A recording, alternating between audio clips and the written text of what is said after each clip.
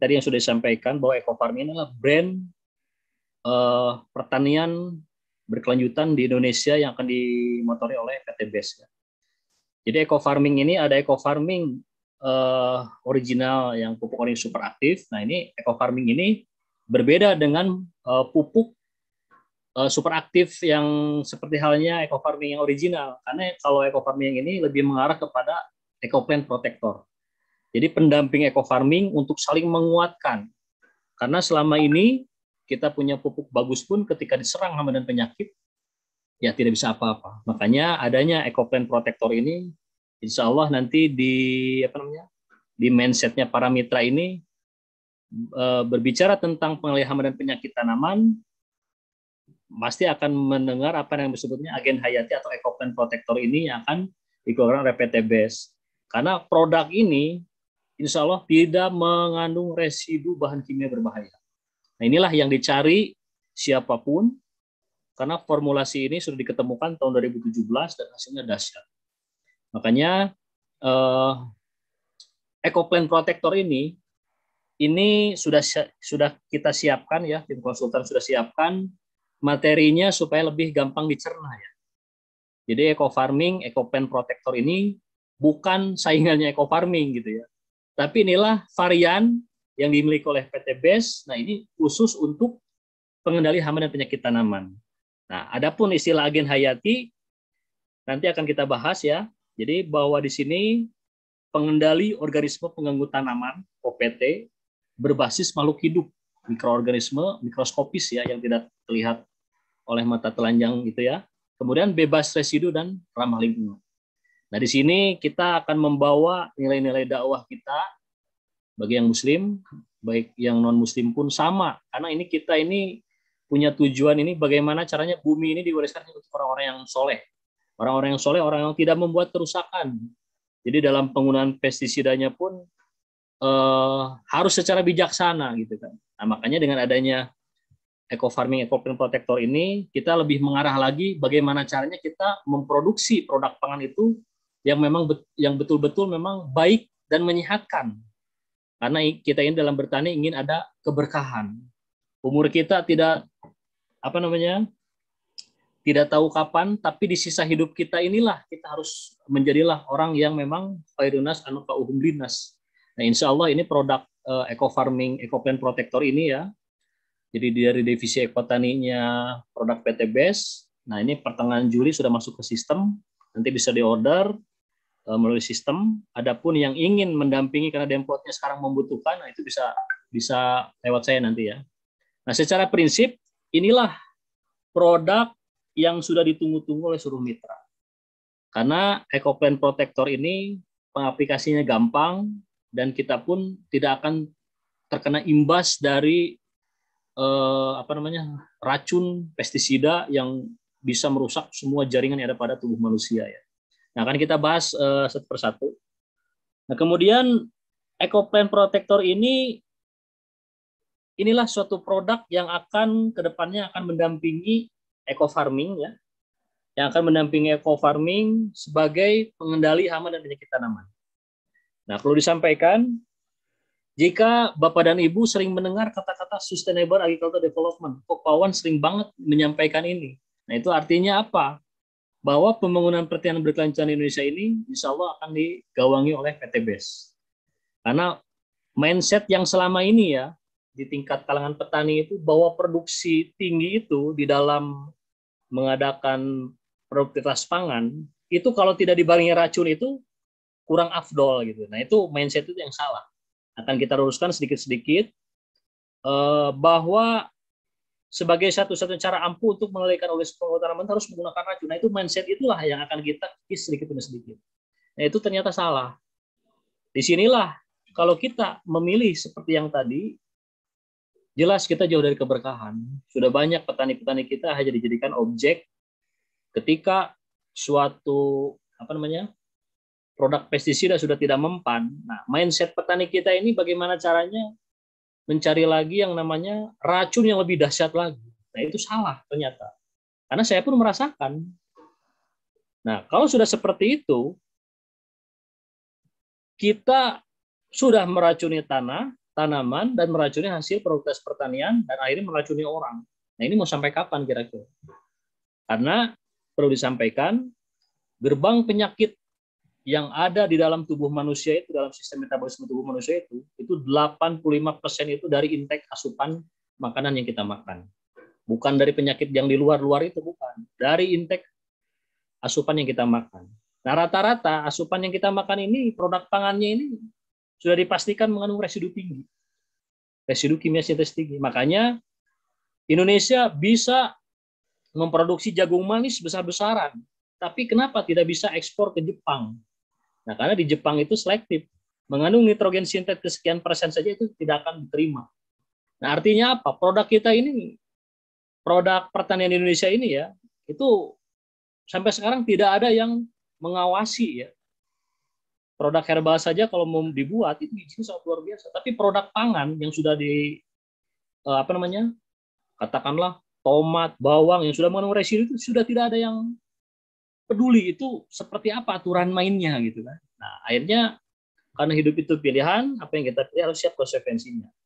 Makanya dengan adanya Sustainable Agricultural Development ini, saya mengajak kepada seluruh mitra PTBS dan siapa saja yang menyimak Zoom meeting pada malam hari ini, ternyata dengan penggunaan mindset di kalangan para petani ya, bahwa produksi tinggi harus dibarengi dengan penggunaan pestisida kimia sintetis itu, yang pasti itu akan berdampak buruk pada kesehatan lingkungan, hewan, manusia, dan menurunnya tingkat kesuburan tanah. Nah, makanya di sini adanya agensi hayati ini atau pengelola hayati menjadi salah satu alternatif dan solusi terbaik untuk saat ini dan masa yang akan datang. Karena sifatnya yang aman, mudah dikembangkan, adaptif, dan ramah lingkungan. Nah, makanya ketika nanti diproduksi secara massal, jutaan fesis dibutuhkan oleh petani seluruh Indonesia, kita sudah tidak lagi mengeksploitasi mikroba yang ada di alam yang sudah Allah ciptakan. Nah, makanya inilah teknologi mikroba yang pertama di dunia, ya prinsipnya pertama di dunia, karena bisa menggabungkan beberapa mikroba ini tanpa saling menjegal, tapi mempunyai tugas secara masing-masing. Nanti akan kita bahas apa saja kandungan yang ada pada agensi hayati Ecoplant Protector ini. Ya, jadi tujuannya tadi ya, bahwa mindset kita rubah dulu nih. Bagaimana caranya? Karena dalam penyediaan pangan aktual itu sudah diamanatkan oleh konsep ilahiyah. Tadi yang sudah saya sampaikan, bahwa dalam memproduksi pangan itu harus baik dan menyehatkan. Nah, bagaimana caranya? Salah satunya kita hindari yang namanya penggunaan pestisida kimia sintetis yang berbahaya. Nah, kemudian selanjutnya, ya, dampak kerusakan lingkungan yang ditimbulkan dari penggunaan pestisida kimia sintetis dan pupuk kimia anorganik, ya, itu sudah berlangsung sejak lama di Indonesia. Hal ini berdampak serius dan ancaman pada keberlangsungan aktivitas pertanian Indonesia pada saat ini dan masa yang akan datang. Nah, makanya setelah revolusi hijau itu bergulir, nah dampaknya sekarang kok yang namanya hama wereng itu disemprotnya sudah tidak ngaruh. Ulat kubis, Protella silostella, itu kok cropnya itu malah tambah hancur gitu kan. Disemprot tapi malah tambah hancur. Nah, ini sebetulnya ada apa? Nah, disinilah kita menyimpulkan. Jadi dengan seringnya mengaplikasikan pestisida kimia sintetis, itu lama-kelamaan akan membuat resistensi kekebalan tubuh hama tersebut dari sistem metamorfosis Hemiptera ya, kupu-kupu. Nah, ini larvanya ini itu akan bermutasi dan akhirnya semakin kuat. Nah, disitulah petani di sini diajak gambling gitu ya. Gambling dalam artian ketika mengaplikasikan pestisida, maka ujung-ujungnya ketika tidak berhasil mencari lagi pestisida yang lain. Nah, ini mau sampai kapan kira-kira? Nah, makanya kita kembalikan pada konsep ilahiyah. Jadi di dalam mengendalikan hama dan penyakit itu ternyata Allah sudah ciptakan. Allah sudah imbangi antara yang mana mikroba patogen dan mana mikroba yang bersifat antagonis dan entomopatogen yang bertentangan dengan bakteri patogen tersebut. Nah, makanya di sini akan kita bahas bagaimana sebetulnya kinerja mikroba ini yang bisa mengendalikan hama dan penyakit tapi tidak beresiko terhadap para petani. Nah, inilah Makanya di sini para mitra PT BES saya bekali semua, kita sama-sama belajar, saya pun sama belajar, saya pun masih punya mentor, tapi alhamdulillah saya kuat di lapangan. Jadi dari tahun 2000 dulu saya sudah terjun di pertanian, menggarap puluhan hektar, baik itu di pertaniannya, peternakannya, perikanannya, dan alhamdulillah bekal dari sinilah saya insya Allah bisa berbagi dengan seluruh mitra PT BES. Nah kemudian dampak kerusakan ini sudah berlangsung sekali lebih dari 50 tahun. Bahkan dari wacana revolusi hijau bergulir itu sudah 70 tahunan. Nah makanya yang jadi masalah yang kita soroti sekarang bahwa kerusakan tersebut itu berupa berbagai organisasi penyubur tanah ikut musnah. Silakan lihat gambar seperti ini. Kira-kira seperti apa? Tanahnya pecah-pecah. Kemudian kalau kaki kita nyemplung beberapa jam saja di situ, ketika diangkat itu menguning semua, itu racun semua. Nah kemudian kesuburan tanah itu merosot. Kenapa kesuburan tanah merosot? Karena mikroorganismenya diracuni. Jadi tidak ada lagi yang namanya mikroorganisme penyubur tanah. Tidak ada kolembola. Kolembola itu organisme makroskopis ya, yang bisa menyuburkan tanah seperti cacing. Nah, itu kolembola ya. Kemudian tanah mengandung residu endapan, pupuk dan pestisida anorganik. Kemudian hasil pertanian mengandung residu pestisida berbahaya untuk kesehatan. Ini yang sudah tidak kita bisa hindari. Kemudian keseimbangan organisme rusak. Yang paling parah adalah terjadi ledakan serangan hama dan penyakit tanaman yang lebih resisten. Nah, maka Bapak dan Ibu silakan buktikan. Sekarang semua petani ini di musim pancaroba ya. Kenapa di musim kemarau kok masih ada hujan gitu kan? Di musim kering kok masih ada hujan. Nah, inilah yang akan membawa yang namanya virus, bakteri, kemudian apapun saja, dan berpengaruh juga terhadap tanaman pertanian. Nah, disinilah akan terjadi ledakan serangan hama dan penyakit tanaman yang lebih resisten, lebih kebal lagi.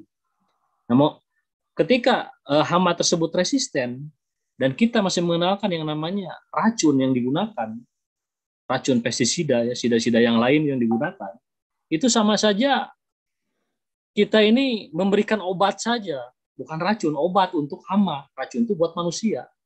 Nah, makanya di sini sudah tidak ada yang bisa diharapkan lagi. Nah, karena hidup itu pilihan, maka yang kita pilih siap konsekuensinya. Maka PT BES, tim konsultan, produsen, semuanya sepakat bahwa pertanian di Indonesia itu harus tetap berlanjut. Dengan terus menekan, mengkampanyekan, menekan penggunaan pestisida kimia sintetis yang berbahaya terhadap kesehatan, kemudian menekan penggunaan pupuk anorganik, ataupun harus lebih bijaksana lagi. Nah, itu prinsip utamanya ya. Karena dampak kerusakan ini sudah berlangsung sebegitu lamanya, dan inilah pilihan PT BES di dalam atau sebagai motor pergerakan pertanian berkelanjutan Indonesia. Nah, kemudian yang berikutnya, nah, dampak paparan pestisida terhadap manusia dan lingkungan. Jadi residu pestisida itu mempunyai pengaruh yang merugikan terhadap kesehatan manusia dalam jangka panjang. Mohon maaf, para petani di Indonesia ini rata-rata di masa uzurnya itu rata-rata rabun senja. Jadi ketika menjelang senja itu tidak bisa melihat. Bayangkan berapa banyak uap pestisida yang diserap oleh mata dan akhirnya menyebabkan menjadi rabun. Nah, kemudian yang terhirup yang menyebabkan paru-paru, ya, kemudian kanker. Kan kanker ini semua orang itu punya yang namanya sel karsinogen. Sel karsinogen itu adalah sel penyebab kanker. Cuman pemicunya ini tergantung yang bersangkutan, tergantung manusianya. Apakah dari makanan itu dari pewarna, pengawet, ya, kemudian bahan-bahan kimia sintetis, kemudian bahan-bahan yang sifatnya yang menyebabkan karsinogen itu cepat tumbuh dan menjadi berupa sel yang radikal, yang menjadi radikal ya. Artinya sel itu menjadi suatu benjolan ya, benjolan kemudian akan berkembang dan di dalam jaringan, dan di situ disebut kanker. Nah, kanker inilah salah satu penyebabnya adalah dari penggunaan paparan pestisida. Salah satunya ya, selain polusi ya. Nah, pestisida ini ya inilah hasil dari apa yang diwariskan dari revolusi hijau. Maka dari sini ada yang diuntungkan dan ada yang dirugikan. Nah, kemudian yang berikutnya adalah pestisida merupakan endocrine disruption chemical. Jadi bahwa pestisida ini akan berpengaruh terhadap sistem daripada yang namanya sistem endokrin, kelenjar ya, hormon. Nah, makanya di sini mohon maaf banyak anak-anak yang lahir tidak semestinya. Itu jangan salahkan takdir, tapi dari konsumsi yang kita makan. Karena bagaimanapun walaqad khalaqnal insana min sulalatin min tin, ya. Jadi Allah menciptakan manusia itu dari saripati tanah. Nah, tanah ini dari produk pangan yang kita makan. Bagi yang laki-laki menjadi sel sperma dan perempuan menjadi sel telur. Nah, dari situlah yang dapat menyebabkan sel sperma dan sel telur ini kualitasnya ini karena memang ada dampak paparan pestisida ini menjadi tidak sesuai dengan apa yang fitrahnya sebagai manusia. Makanya mohon maaf banyak serba kekurangan yang lahir. Nah, itulah salah satunya dampak dari penggunaan paparan pestisida ya. Nah, kemudian selanjutnya faktor penyebab tanaman terserang penyakit. Jadi setelah bergulirnya masa revolusi hijau yang dicetuskan tahun 50-an ya, berarti sudah masuk ke tahun ke-70 ya. Tapi kalau di Indonesia itu masuknya tahun 70-an. Tapi revolusi hijau itu tahun 50-an dicetuskannya oleh Norman Borlaug dulu ya, si itunya tokohnya itu yang mengadakan percepatan setelah Perang Dunia Kedua ini supaya bagaimana caranya seluruh masyarakat dunia itu bisa menyediakan pangannya untuk kebutuhan hajat hidup sebuah negara, tapi caranya dengan serba instan. Nah, instannya inilah dampaknya yang kita terima seperti sekarang. Jadi kita nanam cabai, nah ini gambar sebelah kiri ya. Cabai ini diserang apa yang disebut dengan hama trips ya. Nah, trips itu apa? Trips itu kutu yang meraut dan menghisap di cairan yang ada di batang muda dan daun muda. Nah, kemudian di situ akan menyedot cairan tersebut yang akhirnya menyebabkan cairan tersebut sebagai pembawa vektor itu pembawa ya virus yang disebut dengan mosaik. Nah, ini yang kuning-kuning ini virus mosaik, Gemini, dan bawa virus kerdil juga. Nah, kalau sudah seperti ini, buahnya pun tidak akan besar. Nah, makanya ini sudah satu paket antara hama dan penyakit. Terkadang penyakit itu dibawa dari hama. Nah, seperti yang sebelah kanan ya, itu hama kutu putih. Hama kutu putih yang bisa membawa yang namanya cairan madu. Kemudian cairan madu tersebut diikuti oleh semut, karena di situ terjadi simbiosis mutualisme. Nah, ujung-ujungnya jadi jelaga hitam semua. Maka dari situ zat hijau daun tertutup dan tidak bisa fotosintesis. Nah, inilah bahwa penyakit pada tumbuhan adalah gangguan yang disebabkan oleh mikroorganisme mikroskopis. Virus, bakteri, fungi, protozoa, dan cacing nematoda. Itu semuanya adalah penyebab penyakit pada tanaman. Kemudian mikroorganisme mikroskopis ini juga menyerang berbagai organ tumbuhan, baik bagian akar, batang, daun, dan buah. Nah, ini kalau sudah seperti ini, kita buka dulu mindset-nya. Jangan sedikit-sedikit melihat rumput sedikit, bagaimana caranya nyari racun herbisida. Melihat hama baru 2 biji, wah ini harus beli racun. Nah, itu salah. Nah, bagi kita sebagai aktivis, katakanlah pertanian sehat dan ramah lingkungan dengan brandnya eco farming ini, saya pun sama dulu pernah bertani juga. Nah, ketika kita menghadapi suatu hama yang tidak bisa dikendalikan, maka ujung-ujungnya kita mencari racun lagi yang lebih dahsyat. Itu salah ternyata. Nah, makanya alhamdulillah PTBS sudah memberikan solusi untuk booster pemacu pertumbuhannya, ada eco farming, pupuk organik superaktif. Nah, untuk pengendali hama dan penyakitnya ada yang disebut dengan EcoPlant Protector ini. Nah, kita lanjut dulu materinya. Nah, kemudian serangan virus pada tanaman. Nah, jadi kalau Bapak Ibu bagaimana caranya membedakan antara serangan hama dan penyakit ya. Nah, hama itu sudah dipastikan organisme makroskopis ya, kebanyakan itu yang tampak, yang terasa, yang teraba dan terlihat, yang menyerang apa yang dibudidayakan oleh manusia, baik itu di pertanian, perikanan maupun peternakan. Nah, di pertanian, ketika kita budidaya, kemudian diserang tanaman yang kita budidayakan tersebut, itulah kategorinya hama. Yaitu baik berupa insekta, serangga, ada yang berupa moluska, keong, yang hampir tiap hari saya ditanya keong mulu nih sama mitra PTBes. Padahal mengendalikan keong itu gampang. Nah, kemudian ada juga berbentuk roden atau pengerat seperti tikus. Nah, tikus zaman sekarang dan zaman dulu itu beda. Bahkan diceritakan dalam suatu daerah, dalam satu malam itu ratusan hektar bisa habis serangan tikus. Nah, itu sebenarnya ada apa? Apakah ada mitosnya? Nah, makanya nanti akan kita bahas tuh secara detail, nanti ada tanya jawab juga. Nah, kemudian kalau serangan virus ya, virus bersifat parasit obligat, yaitu hanya dapat hidup pada inang yang hidup. Virus tidak bisa menyerap cairan atau tanaman, akan tetapi virus menyerang dengan cara yang lebih ganas, yaitu memasuki sel inang dan memperbanyak diri di dalamnya. Nah, seperti perubahan warna yang menyebabkan daun menguning, ya, kemudian kerdil, kemudian ya berbentuk mosaik ya. Nah, itu seperti serangan seperti itu virus itu tidak bisa langsung masuk ke dalam tubuh tanaman. Tapi ada yang disebut dengan vektor atau karier pembawanya. Siapa? Yaitu hama dari jenis kutu-kutuan. Nah, ini seperti hortikultura ya, tanaman sayuran, tanaman buah-buahan semusim maupun perennial crop, dan tanaman hias itu masuk ke hortikultura. Nah, ini biasanya kalau sudah diserang hama seperti cabai ya, nah itu diikuti dengan serangan penyakit. Nah, penyakit yang disebut tadi virus mosaik, kerdil atau gemini ya. Nah, itu udah satu paket. Nah, satu-satunya yang bisa mengendalikan itu apa kira-kira coba?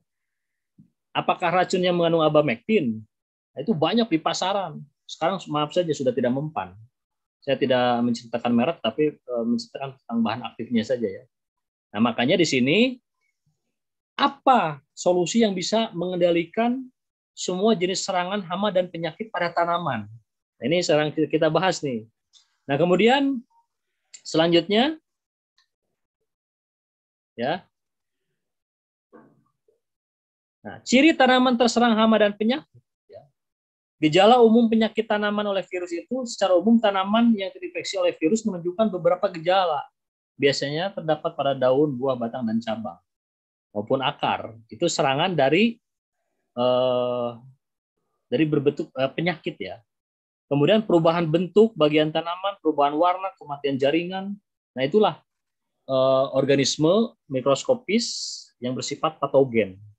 Jadi penyebabnya bisa bakteri, bisa cendawan, bisa virus, bisa protozoa yang tidak tampak. Nah, itu semuanya disebabkan oleh organisme mikroskopis yang dikategorikan adalah penyebab penyakit. Nah, kemudian kalau hama, nah seperti kutu putih, kemudian ada warang, nah itu masuk kategori hama. Nah, itu berbeda. Tapi biasanya serangan hama itu membawa yang namanya sebagai karier penyakit yang dapat menyebabkan tanaman itu berubah secara psikologis. Nah, seperti cabai yang ada pada gambar sebelah kiri ini, dia sudah menguning. Kalau sudah seperti ini berat cara penanggulangannya. Ibarat orang yang sudah sakit parah kronis, kita ingin mempertahankan hidup, bagaimana caranya? Ya itulah. Makanya mindset Ecoplant Protector Agensi Hayati ini, bagaimana caranya kita merawat tanaman sedang sehat. Makanya nanti ada ininya ya, bagaimana caranya. Dimulai dari apa? Dari treatment benih, pratanam ke media tanam, kemudian vegetatif, generatif selama 2 pekan sekali untuk preventifnya. Nah, nanti ada cara-caranya. Nah, kemudian pengertian agen hayati dulu ya. Sebetulnya ini mitra PTBes disangkanya agen hayati ini adalah agen dari eco-racing. Bukan, beda lagi nih, beda lagi cerita nih. Jadi agen hayati ini dari keputusan Menteri Pertanian ya, tahun berapa ini?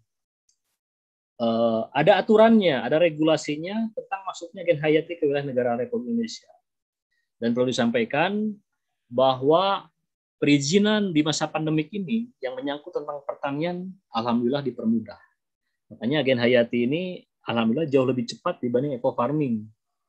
Jadi insya Allah beberapa pekan ke depan izin edarnya ini akan segera keluar untuk PTBS ya, untuk diedarkan izin edarnya.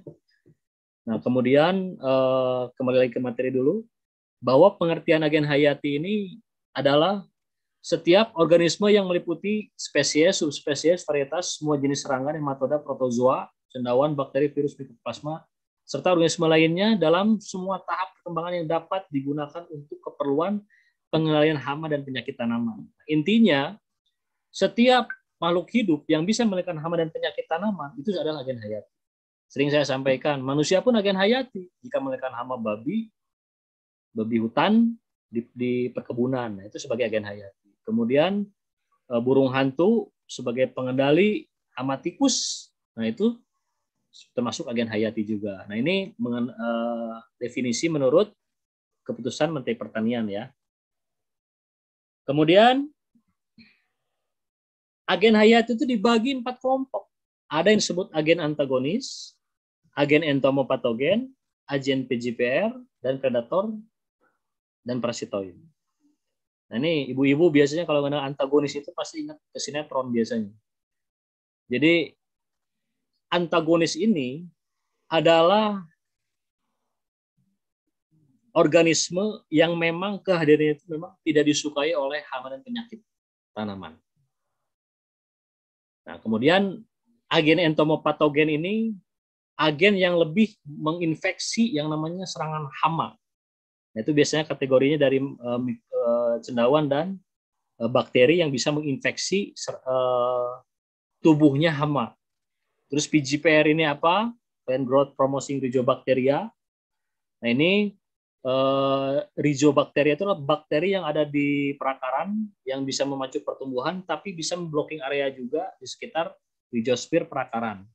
Kemudian predator dan parasitoid itu apa? Nanti akan kita bahas satu-satu ya. Nah, secara prinsip inilah gambaran tentang agen hayati ya. Nah, pertama agen antagonis dulu kita bahas dulu ya.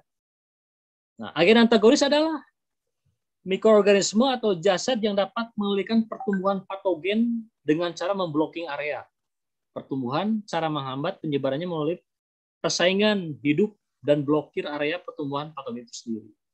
Nah, itu yang terkenal itu adalah trichoderma. Nah, trichoderma ini Allah ciptakan sangat luar biasa.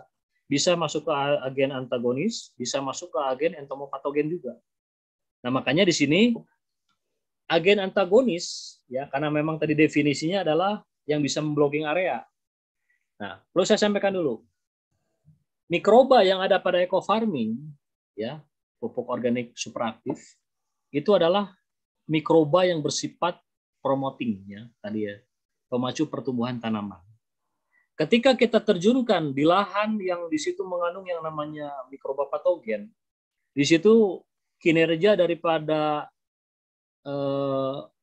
mikroba eco farming itu energinya terkuras habis. Jadi tugasnya sebagai pemacu pertumbuhan itu yaitu tadi tidak akan optimal. Karena apa? Karena memang yang tadinya tugasnya pemacu pertumbuhan harus berkelahi dulu, berantem dulu dengan yang namanya mikroba patogen. Apa mikroba patogen itu?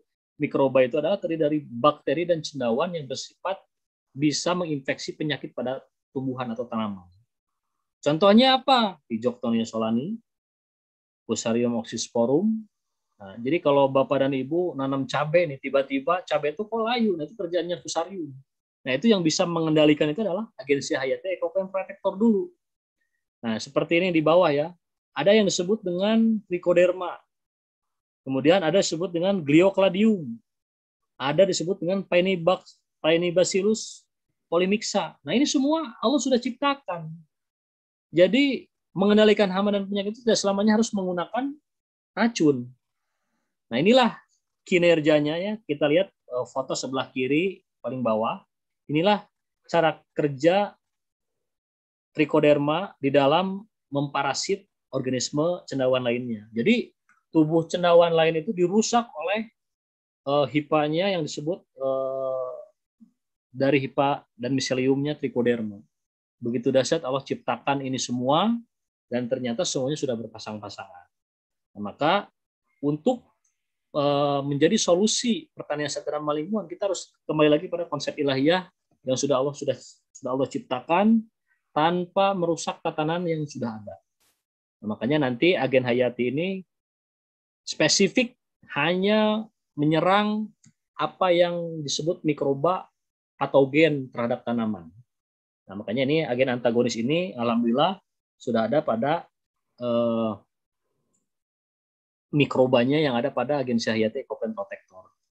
Nah, kemudian selanjutnya agen entomopatogen. Agen entomopatogen itu apa? Adalah mikroorganisme atau jasadnik mikroskopis yang tidak tampak yang menghambat penyebaran hama dan penyakit dengan cara menginfeksi hama dan penyakit tersebut. Nah, biasanya itu yang paling terkenal Bacillus thuringiensis yang mempunyai kristal yang bisa menghancurkan tubuh larva ya, ulat. Nah, kemudian Beauveria bassiana dan Verticulum leshani. Nah, ini semua dia bisa menginfeksi apa yang disebut dengan hama.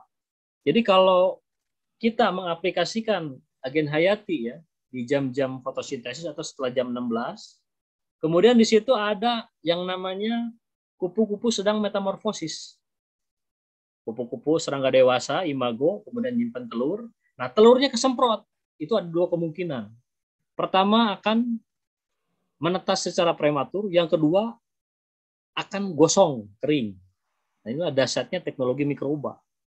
Tapi petaninya aman. Nah, inilah kita dengan PTBS ini harus membuka mindset bahwa kalau ada slogan-slogan petani cerdas PTBS itu kita harus lebih rasional lagi. Karena selama ini petani sudah tidak rasional. Makanya kita akan edukasi seluruh petani di Indonesia ini bagaimana menjadi petani cerdas. Cerdas dalam artian ketika tanaman kita diserang hama dan penyakit, bukan mencari ke toko pertanian yang disebut racun yang berbahaya, tapi bagaimana caranya kita mengendalikannya secara ramah lingkungan. Nah, insya Allah di sini akan disediakan oleh PTBS untuk mendampingi eco farming di lahan. Nah, ini agen entomopatogen ya. Nah, kemudian selanjutnya agen PGPR. Nah, PGPR ini sering ramai dibicarakan di internet. Nah, ini sudah ada semua, sudah lengkap, Pseudomonas fluorescens yang bisa memblocking area di sekitar perakaran rhizosfer serta akan bisa membantu percepatan pertumbuhan. Nah, ini semuanya ada pada agen hayati Ecopen Protector. Ini udah lengkap semua ya. Nah, kemudian bagaimana karakter dengan mikrobanya eco farming? Nah, tetap ketika pengaplikasian pertama, nanti SOP-nya minus 5 hari itu diaplikasikan dulu yang namanya aplikasi agensi hayati. Nah, 2 hari berikutnya baru eco farming. Nah, karena mikroba eco farming ini yang bertugas yaitu untuk memacu pertumbuhan. Nah, di sini akan diproteksi oleh agensi hayati dan saling menguatkan. Jadi adanya teknologi mikroba inilah alhamdulillah bukan kebetulan karena memang sudah Allah ciptakan oleh kendaraannya PTBS. Dan bersyukur para seluruh mitra yang masih komitmen. Adapun reward di PTBS ini hanya sebatas apresiasi perusahaan saja. Tapi ada jauh yang nilainya jauh daripada reward adalah nilai ibadah kita. Mudah-mudahan kita dalam mengedukasi petani supaya lebih mengarah lagi ke pertanian secara lingkungan inilah menjadi amal jariah kita. Makanya tim konsultan ya akan fokus terus, terutama di dalam menyediakan fasilitas berupa sarana produksi ini supaya PTBS ini semakin kuat lagi dalam produk ya. Jadi baru 2 saja antara eco farming dan agen hayati ini akan memotor pertanian di Indonesia. Nah, nanti beberapa setelah ini beres semua, nanti ada pengendali gulma ramah lingkungan. Saya tidak akan menyebut herbisida ya, karena sida-sida itu racun gitu. Pestisida, pes itu hama, sida itu adalah racun. Nah, makanya istilah itu akan kita buang dulu semua. Karena apa? Karena memang eh, kita ini perlu wawasan lebih terbuka lagi ya. Bahwa dalam mengendalikan hama dan penyakit, dalam mengendalikan gulma itu kita sudah tidak menggunakan yang namanya racun. Insya Allah nanti ada setelah ini izin keluar, nanti ada yang disebut dengan pengendali gulma ramah lingkungan. Nah itu diekstrak dari satu apa namanya yang berupa quinclorac ya. Nah itu diambil dari ekstrak tanaman mulai dari buah, batang dan akar. Dan itu ketika diaplikasikan pada tanaman padinya aman.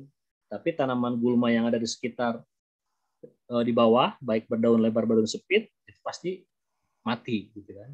Nah, inilah teknologi sama belum ada di pasaran. Nah, ini kita sedang produksi dan masih dalam proses ya.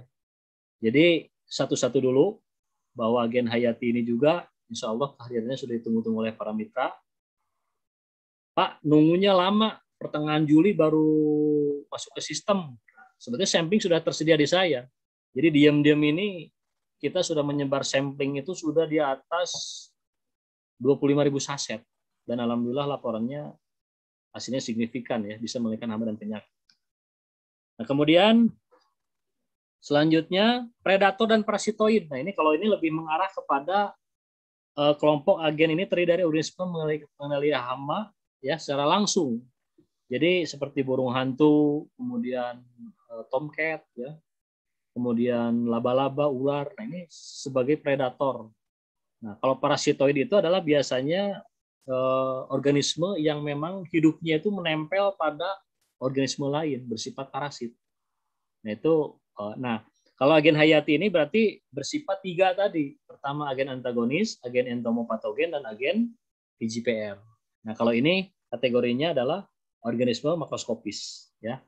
Jadi tidak masuk ke dalam agensi hayati yang teknologi mikroba tadi ya. Nah, kemudian Ecoplant Protector itu sebenarnya apa sih? Agen hayati Ecoplant Protector merupakan agen pengendali hama dan penyakit yang berbasis makhluk hidup. Mikroorganisme mikroskopis yang tanpa menimbulkan resistensi pada hama. Jadi hama itu tidak akan dibuat kebal. Justru kalau kontak, nah ini sifatnya itu nanti kan akan diceritakan. Ada bersifat kontak, kontak lambung, dan sistemik. Nah, kontak apa artinya? Kontak itu artinya kalau ketika kita aplikasikan, misalkan jam 16 sore nih, hama sedang ngumpul-ngumpulnya nih, kontak, dia tidak langsung mati. Nah, agensia berupa Beuvaria bassiana, dia nempel. Nah, setelah nempel, dia temannya ikut nempel juga, itu pasti mati. Jadi hitungan jam di atas 6 jam itu akan menghancurkan yang namanya tubuh yang disebut hama tadi. Nah, makanya di sini tanpa menimbulkan resistensi pada hama dan tanpa residu serta ramah lingkungan. Agen hayati bekerja secara selektif hanya menyerang ke sasaran organisme pengganggu tanaman dan tidak menyerang organisme yang bermanfaat untuk tanaman. Nah, inilah Allah sudah menciptakan wasilahnya diketemukan oleh seorang dokter mikrobiologi dan alhamdulillah sebagai tim konsultan juga beliau di belakang layar. Tapi alhamdulillah satu visi dan misi dengan PTBS yaitu siap membawa pertanian yang lebih ramah lingkungan lagi di Indonesia. Nah, makanya di sini bahwa agen hayati ini kita hanya menggunakan fasilitas yang sudah Allah ciptakan tanpa merubah tatanan yang ada gitu. Nah, makanya adanya agen hayati ini mudah-mudahan akan membawa ya. Jadi agen hayati Ecofarm ini akan membawa potret pertanian masa depan Indonesia. Nah, nanti tunggu juga benih unggul padi yang bisa tembus di atas 15 ton. Nah, ini beberapa sampling di daerah sudah kita tanam. Insya Allah proses perizinannya sedang kita tempuh juga. Jadi tidak hanya sebatas ini. Tadi ada 13 parameter ya. Nah, makanya di sini salah satunya agen hayati ini insya Allah akan mendampingi eco-farming. Apalagi kalau benih padinya ini yang di atas 15 ton sudah keluar izinnya. Itu lebih dahsyat lagi. Jadi sudah saatnya petani ini bukan hanya sebatas objek eksploitasi. Sudah saatnya petani tersenyum. Jangan 15 ton, dapat 10 ton saja. Kalau harga gabah kering panen ya, itu 4.500 kali 10 ton, 45 juta. Biaya kita tekan dengan adanya eco farming dan agen hayati ini. Karena adanya agen hayati ini, bayangkan, semua komoditas tanaman pangan, palawija, dan hortikultura itu dibutuhkan cuma 400 sampai 500 gram, setengah kilo saja. 400 sampai 500 gram saja, yang umur budidayanya itu 60 sampai 120 hari. Nah, silakan hitung-hitung analisisnya dan bandingkan dengan para petani yang ada di Kerawang. Itu yang menanam padi itu sekali aplikasi penyemprotan itu 800 sampai 1 juta. Dan itu hitungannya kalau dalam 110 hari dibagi 14 itu 8 sampai 10 juta untuk biaya racunnya saja. Dengan hasil tidak jauh dari 5 ton. Nah, makanya adanya eco farming superaktif, ya, pupuk organik superaktif, adanya eco farming eco plant protector, nah ini akan menguatkan. Apalagi kita punya benih sendiri PTBES. Nah, itu insya Allah hasil pun akan semakin dahsyat. Makanya saya di sini mencium bahwa swasembada ini akan dialami dari PTBES melalui mitra dan seluruh petani yang diedukasi oleh para mitra. Karena arah dari swasembada ini sudah tidak ada lagi yang diharapkan. Nah, makanya di sini mari kita sama-sama komitmen ya, dalam artian terus mengedukasi para petani kita lebih rasional lagi dalam bertani. Kemudian ini produk yang tidak dimiliki oleh perusahaan manapun dan tidak akan ditemukan di perusahaan manapun dengan merek yang berbeda. Ini sudah komitmen. Ini bentuknya berbentuk tepung nih. Kalau ditanya Pak Wan itu tepung apa? Ini tepung jagung dan talas. Cuman dalamnya ini itu dahsyat. Bisa melindungi, memproteksi tanaman dari serangan hama dan penyakit. Nah, itu ya. Kemudian berikutnya, nah manfaatnya apa sih? Manfaatnya yaitu untuk meningkatkan imunitas tanaman. Jadi eco plant protector ini untuk meningkatkan imunitas tanaman. Kemudian mencegah serangan hama dan penyakit pada tanaman. Mematikan hama dan penyakit secara sistematik. Kemudian mencegah sumber infeksi supaya tidak menyebar kembali, penyakit supaya tidak menyebar kembali. Melindungi perkacaman biji, umbi, akar-akaran dari sumber infeksi tanpa residu dan ramah lingkungan. Nah, ini manfaat eco farming, eco plant protector, ya. Kemudian berikutnya, nah kemudian keunggulan agen hayati ini apa? Eco plant protector, ya. Pertama, berbentuk metabolic powder. Jadi tepung yang bisa disuspensikan atau dicairkan, ya 9,9% itu larut dalam air dan mudah diaplikasikan. Eksistensi dan kinerjanya sangat absolut, akurasi dan presisi. Akurasi itu ada ketepatan, presisi itu nyaris tepat. Ini keduanya itu ada pada agen hayati. Ya, kemudian sehingga menciptakan efek turbulen yang membuat musuhnya terkoyak bahkan mati. Kemudian cara kerjanya bersifat kontak, kan sudah dibahas ya. Jadi kalau kita mengaplikasikan agen hayati, ya diaplikasikan, ada hama kontak. Nah, itu sudah dipastikan dia badannya akan mengering dia. Tapi hitungannya jam ya, nggak langsung dia. Karena kinerja dari Beparia bassiana itu perlu waktu dia. Pelan tapi pasti. Nah, kemudian kontak lambung. Nah, kontak lambung ini, jadi ketika kita nanam kubis misalkan ya, kemudian di situ ada ulat. Selama dia tidak makan, kita jangan panik. Tapi ketika dimakan jaringan, itu akan menjalar dalam tubuhnya, dan di situ akan dehidrasi, kekurangan cairan, dan akhirnya hama tersebut mati. Nah, kalau sistemik itu dia masuk jaringan. Jadi ketika diaplikasikan pada perakaran ya, kemudian ujung meristem akar akan menyerap yang namanya tadi larutan agen hayati, dan itu akan masuk ke dalam sistem metabolisme tanaman, masuk ke dalam sistem enzimatik tanaman, dan disitulah akan menjalar dan hidup yang namanya mikroorganisme yang ada pada agen hayati ini, sehingga siapapun yang berani makan, terutama hama ya, hama dan penyakit, itu akan mati. Dan ini aman untuk manusia. Jadi jangan heran kalau kita aplikasikan sore ini, besok kita makan sayurannya, untuk manusia aman. Karena uji agen hayati Ecoplant Protector ini kita masuk ke lab yang berwenang Sukovindo ya. Dan alhamdulillah sudah keluar muncul hasilnya. Bahkan untuk dari Kementannya di bulan Agustusan insya Allah kalau tidak ada hambatan itu semuanya sudah lulus uji semua. Cuma tinggal kita nunggu saja ya. Karena memang produk ini sudah ditemukan oleh formulator itu tahun 2017 dan mampu mengendalikan yang namanya jamur Ganoderma yang ditakuti oleh pekebun kelapa sawit.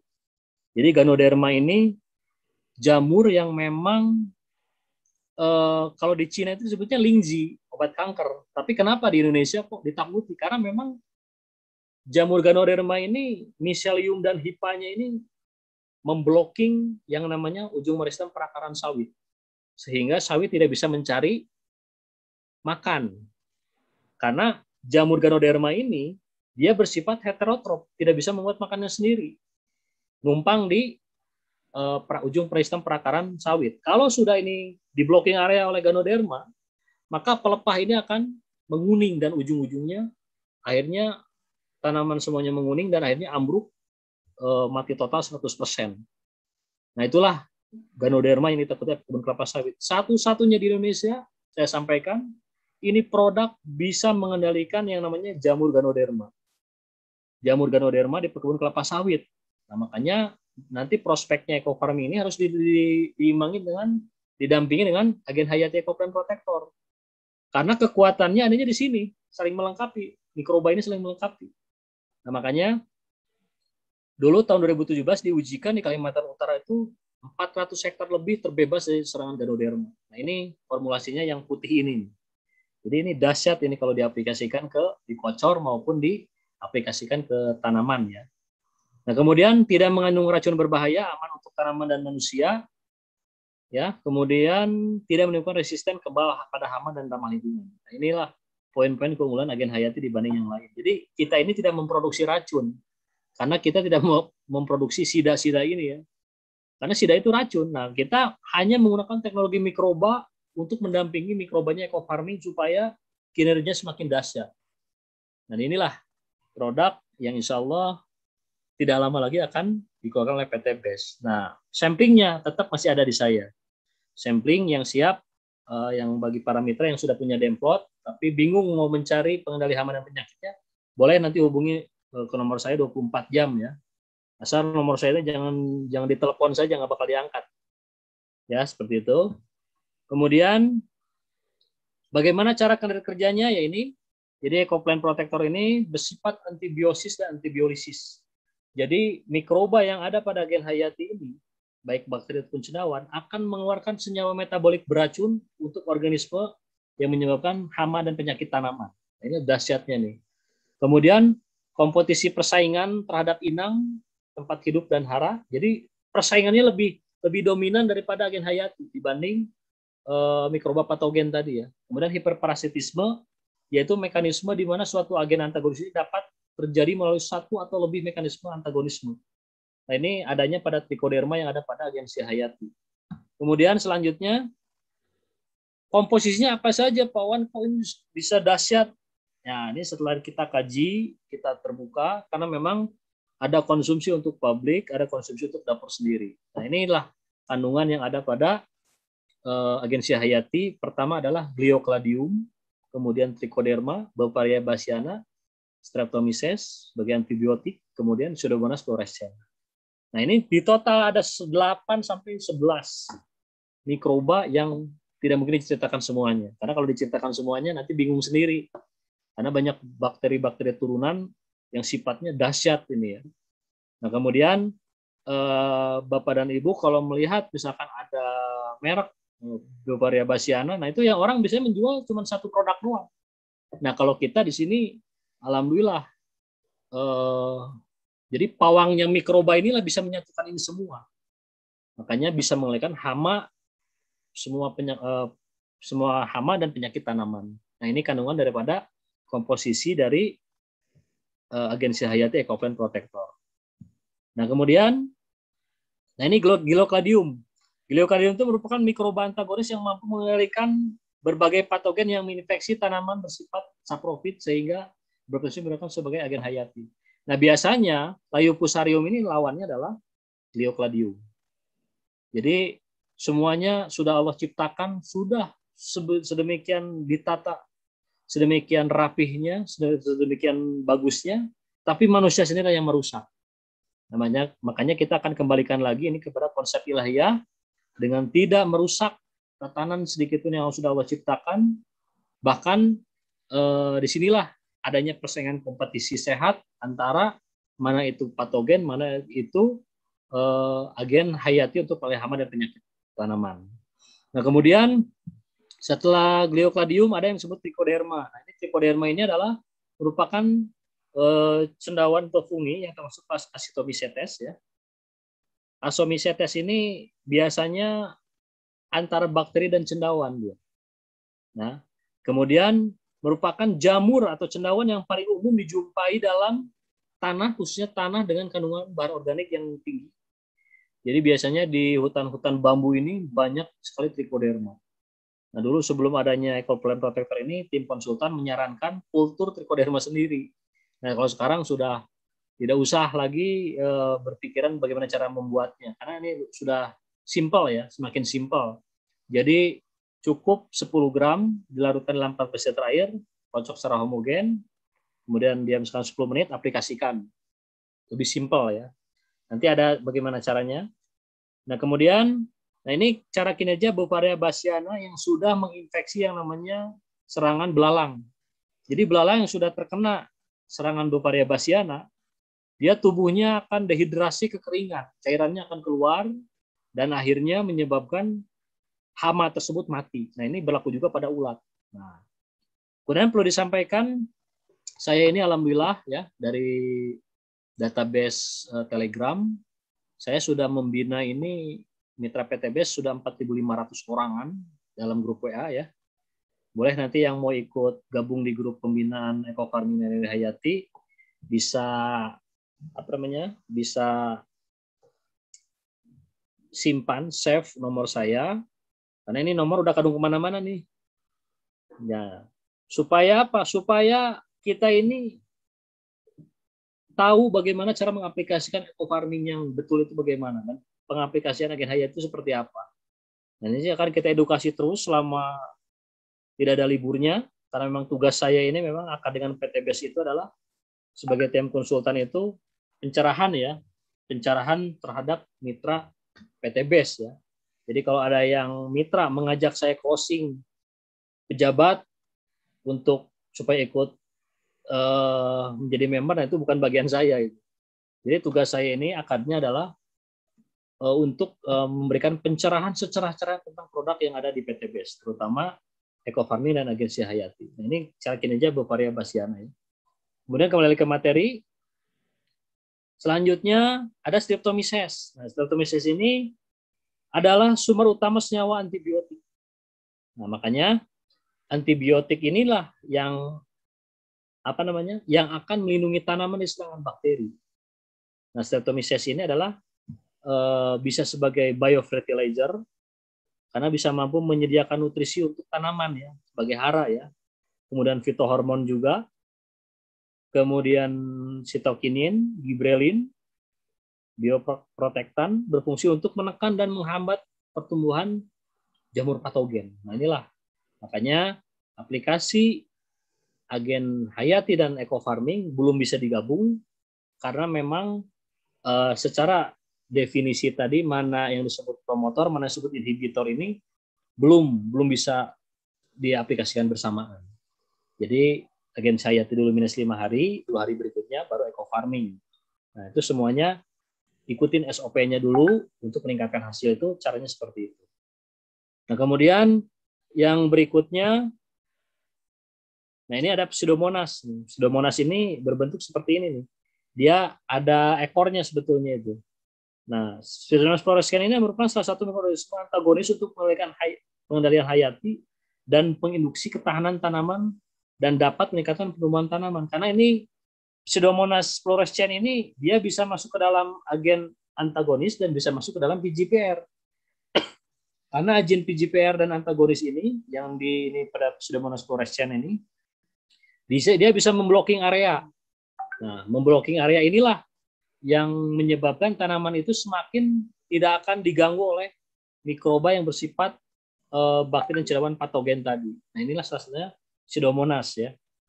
Nah, kemudian ini hasil pengamatan agensi hayati menggunakan mikroskop ya, yang sering kita sampaikan bahwa angka 0 ini menunjukkan tidak ada perkembangan yang namanya infeksi dari mikroba patogen ya, bakteri maupun cendawan patogen yang bersifat parasit ya. Nah, ini artinya tidak ada perkembangan angka 0, 0 di kiri dan 0 di kanan ini, bahkan satu pun tidak. Artinya kesimpulannya agen hayati ini mampu mengenangani parasit dan patogen yang mengganggu tanaman. Lanjut dulu. Nah, ini bagaimana cara pengaplikasiannya? Mudah. Jadi aplikasi agen hayati ini tanpa pembiangan bermalam-malam, tidak usah. Jadi agen hayati satu saset itu setara dengan 10 gram. Nah, kemudian air 100 mili. Nah, ini gampangnya supaya ini ya. Seperti ini. Kemudian agen hayati dimasukkan ke dalam 100 mili, kocok secara homogen, masukkan, tuangkan ke dalam tangki yang berisi 14 liter air. Jadi dosis akurasi dan presisinya itu tidak boleh lebih dari 14 liter air. Gitu ya. Nah, ini tujuannya untuk apa? Karena dosis tepatnya seperti ini. Dan ini tidak disarankan dikembangbiakan. Seperti mikrobanya ekofarming, tidak. Karena ini mikroba yang siap fighter, siap terjun, siap memerangi yang namanya hama dan penyakit tanaman. Kemudian bisa didiamkan 10 menit, kemudian aplikasikan langsung. Satu saset agen hayati 10 gram itu dicampur 14 liter air diaplikasikan untuk luasan lahan 500 meter persegi sampai 1000 meter persegi. Jadi cukup uapnya saja ke tanaman itu akan meresap masuk ke dalam tubuh metabolisme tanaman dan sistem enzimatik tanaman, dan itu akan menjadi kekuatan disebut ecoplant protector tadi. Nah, kemudian kocok secara homogen dalam botol lalu disaring untuk menghindari sumbatan pada tangki. Jadi harus disaring karena di bawah 1% itu paling 0, sekian persen itu ada beberapa biji yang ikutan, nah itu harus disaring untuk menghindari penyumbatan ya. Tapi secara prinsip ke depan bisa full 100% bisa diaplikasikan langsung ke tangki tanpa penyaringan. Tapi untuk yang sekarang harus ada penyaringan karena ada 0, sekian persen, ada beberapa butiran-butiran yang sifatnya ikutan dari produksi ya. Kemudian tidak diperkenankan sisa air dalam tangki lebih dari 24 jam untuk diaplikasikan kembali. Jadi tidak boleh diendapkan dalam tangki itu 24 jam. Bahkan di dalam saset pun ya. Jadi rumusnya gampang. Pak, kalau kita punya tanaman cuma sedikit, Pak, bagaimana caranya? Nah, ambil 1/10-nya, 1 gram, diencerkan dalam 1,4 liter air, kan tadi 10 gram dalam 14 liter air. Nah, ini cukup 1 gram di dalam 1,4 liter air, kocok secara homogen, aplikasikan ke seluruh tanaman. Dan itu tidak masalah. Tapi sisanya itu harus disiler lagi, karena mikroba yang ada pada agen hayati ini tidak boleh teroksidasi kontak dengan oksigen di luar lebih dari 24 jam. Sama dengan seperti tadi yang ada di tangki, itu lebih dari 24 jam itu tidak boleh. Karena apa? Nantinya akan menjadi apa namanya? Menjadi berbahaya untuk tanaman, akan bersifat toksin. Makanya harus diaplikasikan secepatnya ya. Nah, itu jadwal aplikasinya pun ada di sini ya. Nah, kemudian cara penggunaan agen hayati bagaimana? Nah, untuk secara garis besar ya, satu saset dicampur 14 liter air, diamkan 10 menit, segera aplikasikan seluruh bagian tanaman, daun, batang, dan akar. Kemudian tanaman palmae, ya, palem-paleman, kelapa, kurma, sawit, jambe, nah itu dosisnya agak beda, dia 2 kali lipat. 2 saset atau 20 gram dicampur 14 liter air, diamkan 10 menit, aplikasikan ke seluruh bagian tanaman. Nah, kalau untuk mengendalikan Ganoderma, Pak, saya punya proyek nih, misalkan stadium 1 serangan Ganoderma di daerah Sumatera misalkan. Nah, itu bisa nanti komunikasi dengan saya setingkat separah apapun kondisinya, nanti kita akan rekomendasikan berapa dosis yang rekomendasikan. Nah, rata-rata untuk mengelolikan jamur ganoderma itu adalah 20 gram dalam 14 liter air.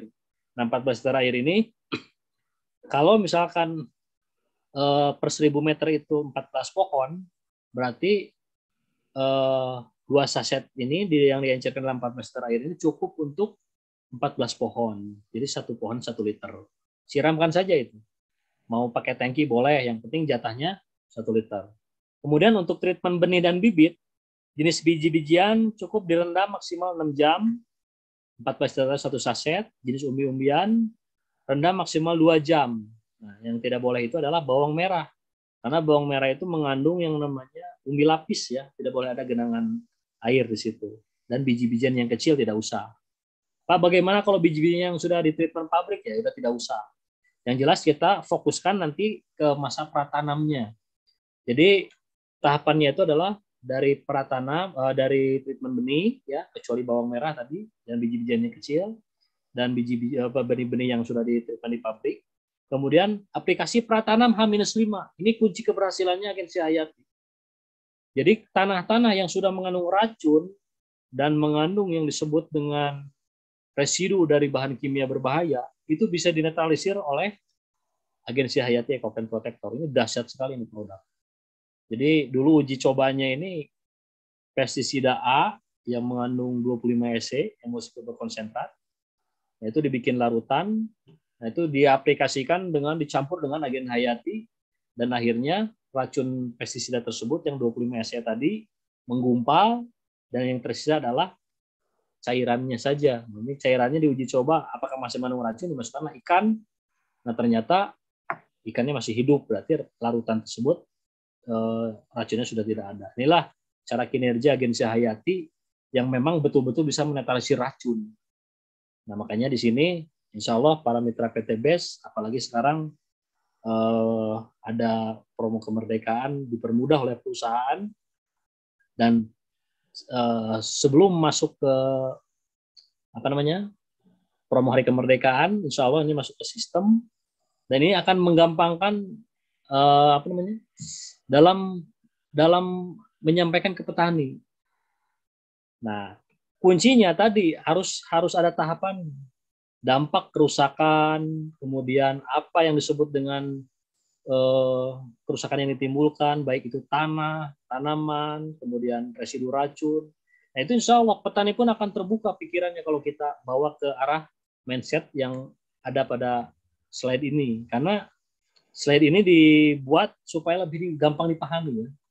Nah, itu ya, seperti itu ya. Kemudian pengolahan lahan, nah ini cara aplikasinya. 1 saset agen hayati campur liter air, aplikasi untuk luasan lahan 1000 meter. Berarti 1 hektar itu dibutuhkan cuma 10 saset atau 100 gram. Nah, kemudian aplikasinya pagi maksimal jam 9, sore mulai jam 16.30.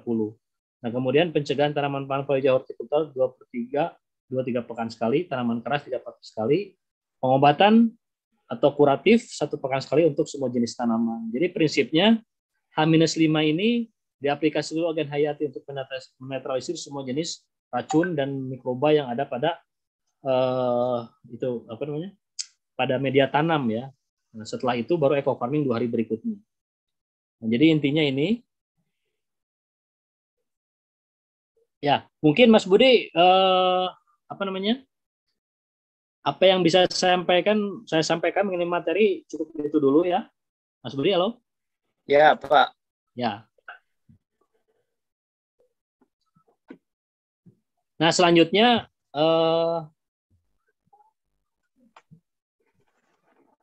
bisa dibuka nanti komunikasi ya 2 arah. Yang silakan yang ingin bertanya. Kemudian saya juga minta ada beberapa testimoni yang sudah menggunakan agen hayati ya. Sebelum masuk ke pertanyaan, saya mau mengundang dulu Pak Lehan Handoko ya, Pak Mas Budi. Bisa dilihat di situ. Pak Handoko ya Pak ya. Ya, Pak Lehan Handoko, silakan dibuka unmute-nya. Kemudian beliau akan menyampaikan penggunaan eco farming dan agen hayati ini di lahan demplotnya yang ada di Kerawang. silakan beliau untuk menyampaikan dan bagaimana pesan dan pesannya menggunakan agen hayati dan eco farming ini. Silakan dibuka Pak Mas Budi ya. Ini mungkin bisa di close dulu Pak untuk share-sharingnya Pak. Siap. Oke. Tes suara saya kedengaran? Siap, Pak Lehan. Bagus siap. Pak Lehan. Oke. Assalamualaikum warahmatullahi wabarakatuh. Waalaikumsalam. Waalaikumsalam warahmatullahi wabarakatuh. Selamat malam semuanya. Alhamdulillah di Kerawang saya pakai agen hayati sama eco farming non kimia, murni pupuk organik ya, pakai eco farming sama agen hayati. Alhamdulillah ya, untuk hasil kita aplikasi padi, insya Allah Rabu besok panen. Ya. Kira-kira berapa Pak Lehan itu hasilnya? Ya, kira banyak bisa 10 ton itu Pak. Nah, alhamdulillah. Ya, doain aja nanti Rabu besok kita panen. Jadi ini memang saya untuk mitra saya di Kerawang itu Pak, ini kita murni pakai agen hayati sama eco farming. Itu full 100% ya eco farming ya? Full 100%. Wah, ini dahsyat ini. Non kimia sedikit pun kita tidak pakai kimia. Tapi ada catatan khusus ya, bagaimana bisa 100% itu gimana? Ya Pak, gimana Pak? Bagaimana bisa sampai 100% eco farming ini? Syaratnya harus bagaimana itu lahan? Ya, syaratnya pertama sesuai sama yang kita bimbingannya Pak Wawan, arahnya Pak Wawan. Ya, sebelum kita pakai pupuk kandang, ya kita taburkan pupuk kandang. Nah, setelah kita taburkan pupuk kandang itu baru agen hayati masuk. Ya, sebelum kita tanam ya. Ya. Nah, setelah agen hayati kita masuk, berapa hari kemudian baru eco farming. Ya, setelah eco farming berapa hari kemudian baru kita tanam. Ya, alhamdulillah untuk fotonya juga ada saya kirimin Pak Wawan. Ya. Lihat sendiri. Yaitu insya Allah Rabu besok kita panen. Nanti panen tak foto lagi. Ya, jadi kalau untuk agen hayati itu nggak usah diragukan lagi, karena saya sendiri yang sudah ngaplikasi langsung ke lokasi. Itu yang namanya serangan walang sangit gimana Pak Lehan? Walang sangit itu. Untuk walang sangit, alhamdulillah. Kalau tahun kemarin itu walang sangit itu luar biasa banyaknya Pak. Setelah saya pakai agen hayati, untuk walang sangit itu satu pun tidak ada. Wah, luar biasa. Ya, walang sangit, ulat itu tidak ada. Ya, waktu pertama kali itu saya dulu waktu pengaplikasi pupuk eco farming sebelum ada agen hayati, ya. Itu yang diserang itu daun ya, ulat itu kan penggiling daun Pak. Ya, penggulung. Ya. Nah, setelah saya pakai setelah saya pakai agen hayati, itu untuk walang sangit sama ulat penggiling daun itu alhamdulillah nggak ada sama sekali. Aman ya? Aman. Jadi sampai sekarang juga aman. Ya. Jadi untuk hama-hama itu alhamdulillah ibarat sapam itu udah ada penunggunya itu di sawah itu. Di padinya udah ada penunggunya. Jadi untuk hama itu nggak ada mengganggu sama sekali. Ya, bersih. Ya, itulah mungkin yang saya sampaikan. Semoga kedepannya hasil panennya lebih bagus lagi ya. Minta doanya aja Rabu besok saya panen di Kerawang. Boleh, nanti bikin liputan Pak Lehan ya. Iya. Jadi perlu disampaikan juga kepada mitra yang lain ya. Jadi Pak Lehan ini dengan tim menggunakan eco farming full 100% ini sudah dipastikan bahwa lahan di daerah Kerawang itu bahan organiknya sudah tercukupi semua. Dan mikrobanya pun dari eco farming sudah mencukupi semua. Dan ini tidak bisa dijadikan patokan di tempat lain yang minim bahan organik, itu diaplikasikan 100% eco farming, jangan coba-coba ini. Jadi Pak Lehan alhamdulillah demplotnya ini lahannya sudah jadi semua. Jadi cirinya lahan yang sudah mengandung bahan organik tinggi, biasanya itu berwarna pekat hitam, bahkan tanah itu udah kayak bubur aja itu. Jadi ketika kita penanaman, itu semakin hari itu warna semakin menghijau, anakan semakin banyak. Nah, itu artinya kita sudah bisa full tanpa menggunakan pupuk organik. Baik, Pak Lean, mudah-mudahan panennya berkah melimpah. Ditunggu liputannya nanti ya, Pak Lean. Oke, Pak. Ya, terima kasih. Siap. Assalamualaikum warahmatullahi wabarakatuh. Siap. Waalaikumsalam warahmatullahi wabarakatuh. Waalaikumsalam. Ya, Mas Budi, silakan yang lainnya. Oke, ini tadi saya lihat ada Pak Bade Saputra. Dia seperti menunjukkan sudah punya agen Hayati ini ya Pak Bade ini. Gimana? Ada Pak Bade Saputra itu sudah membeli agen Hayati itu, di kameranya ditunjukkan. Boleh kita buka ya cerita-cerita beliau tentang agen Hayati.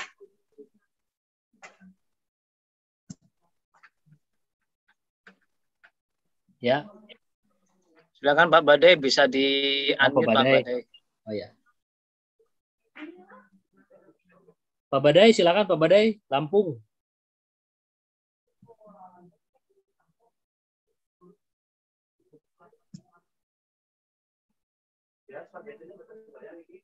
Bisa dibuka Pak mikrofonnya Pak.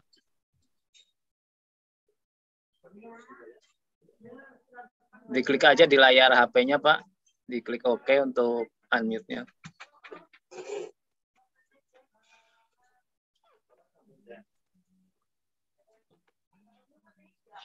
Ya, sepertinya Pak Bade masih mengalami kesulitan ya untuk unmute mikrofon.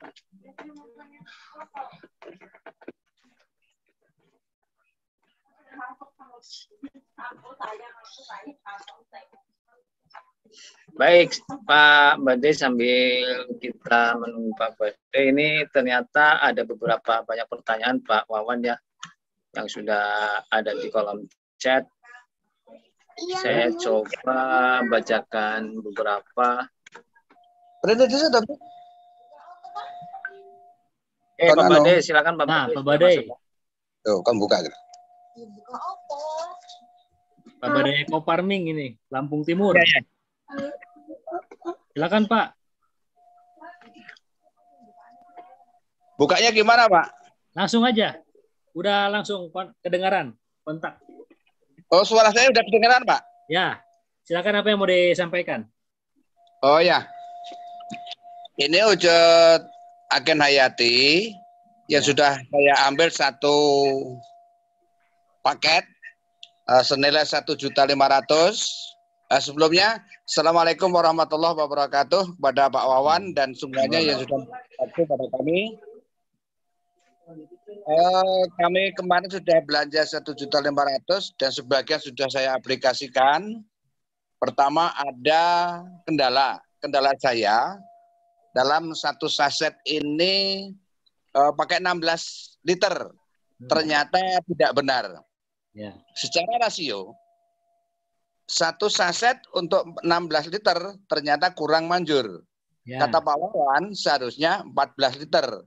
Saya aplikasikan dengan 14 liter, ternyata kutu kebul dan ulat yang ada di tanaman terong lalap saya semua lenyap. Wah, hamanya. Itu. Bagus.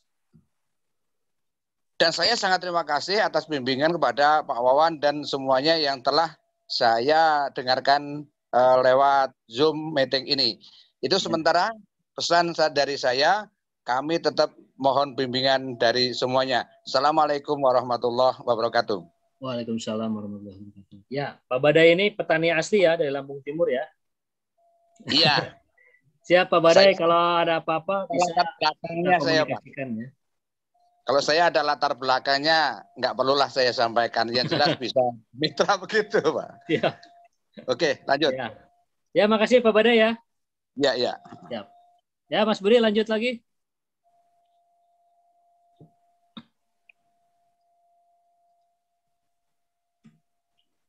Mas Budi.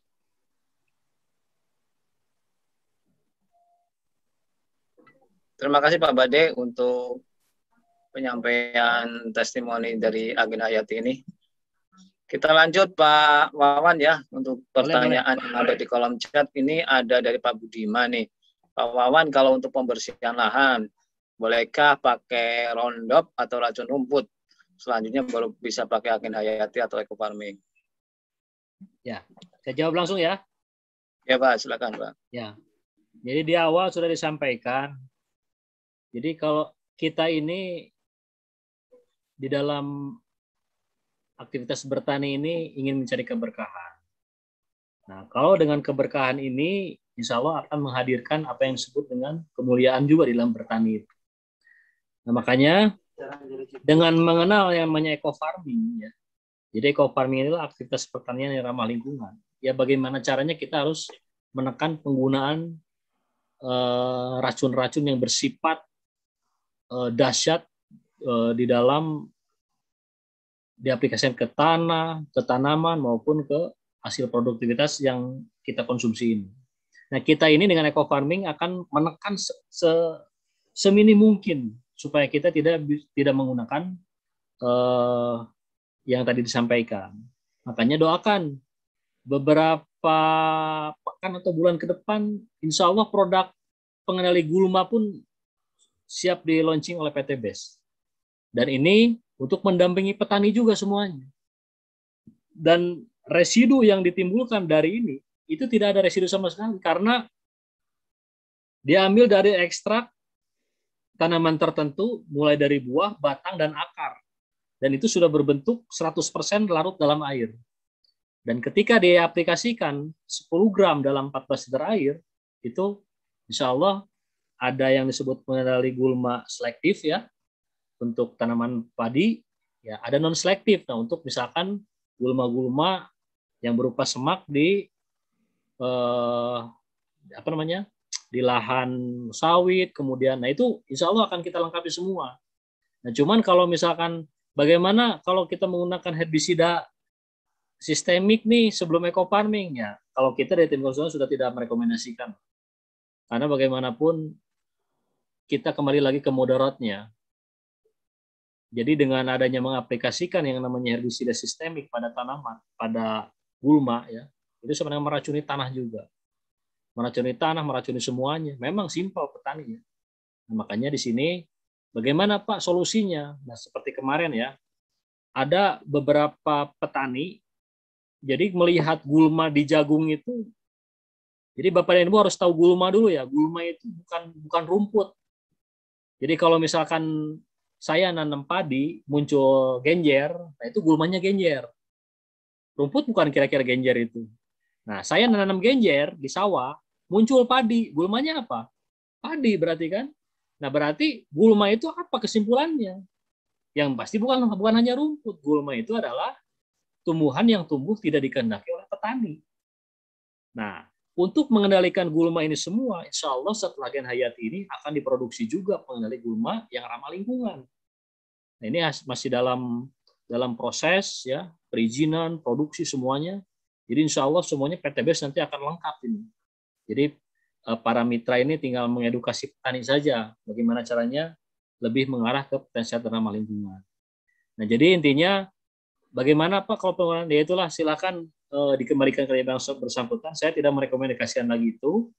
Nah, itu bagaimana caranya? Ini lahannya luas Pak, bagaimana caranya? Yaitu dari tim konsultan ini kita sudah tidak lagi mau berhadapan dengan yang namanya racun-racun yang sudah membunuh baik itu gulma, mikroorganisme atau apapun. Saya sudah tidak akan tidak respect lagi dengan racun seperti itu. Jadi saran dari saya dengan adanya eco farming ini, ayo kita berpikir secara rasional gitu. Bahwa bertani itu tidak selamanya harus menggunakan racun. Seperti itu Mas Budi. Baik Pak Wawan, terima kasih untuk jawabannya. Jadi dihindari ya untuk pemakaian. Solusi sedang kita buat, kesimpulannya gitu ya. Baik Pak Wawan, mudah-mudahan bisa segera launching ya biar makin sehat pertanian di Indonesia ini. Ya. Ini ada lagi Pak Wawan dari Pak Zarkoni tanya, ini bedanya EcoPlant Protector sama ekosida ini apa Pak? Nah, ya. Langsung jawab ya. Ya, silakan Pak. Ya. Jadi di PT BES ini semua leader, semua mitra itu silakan punya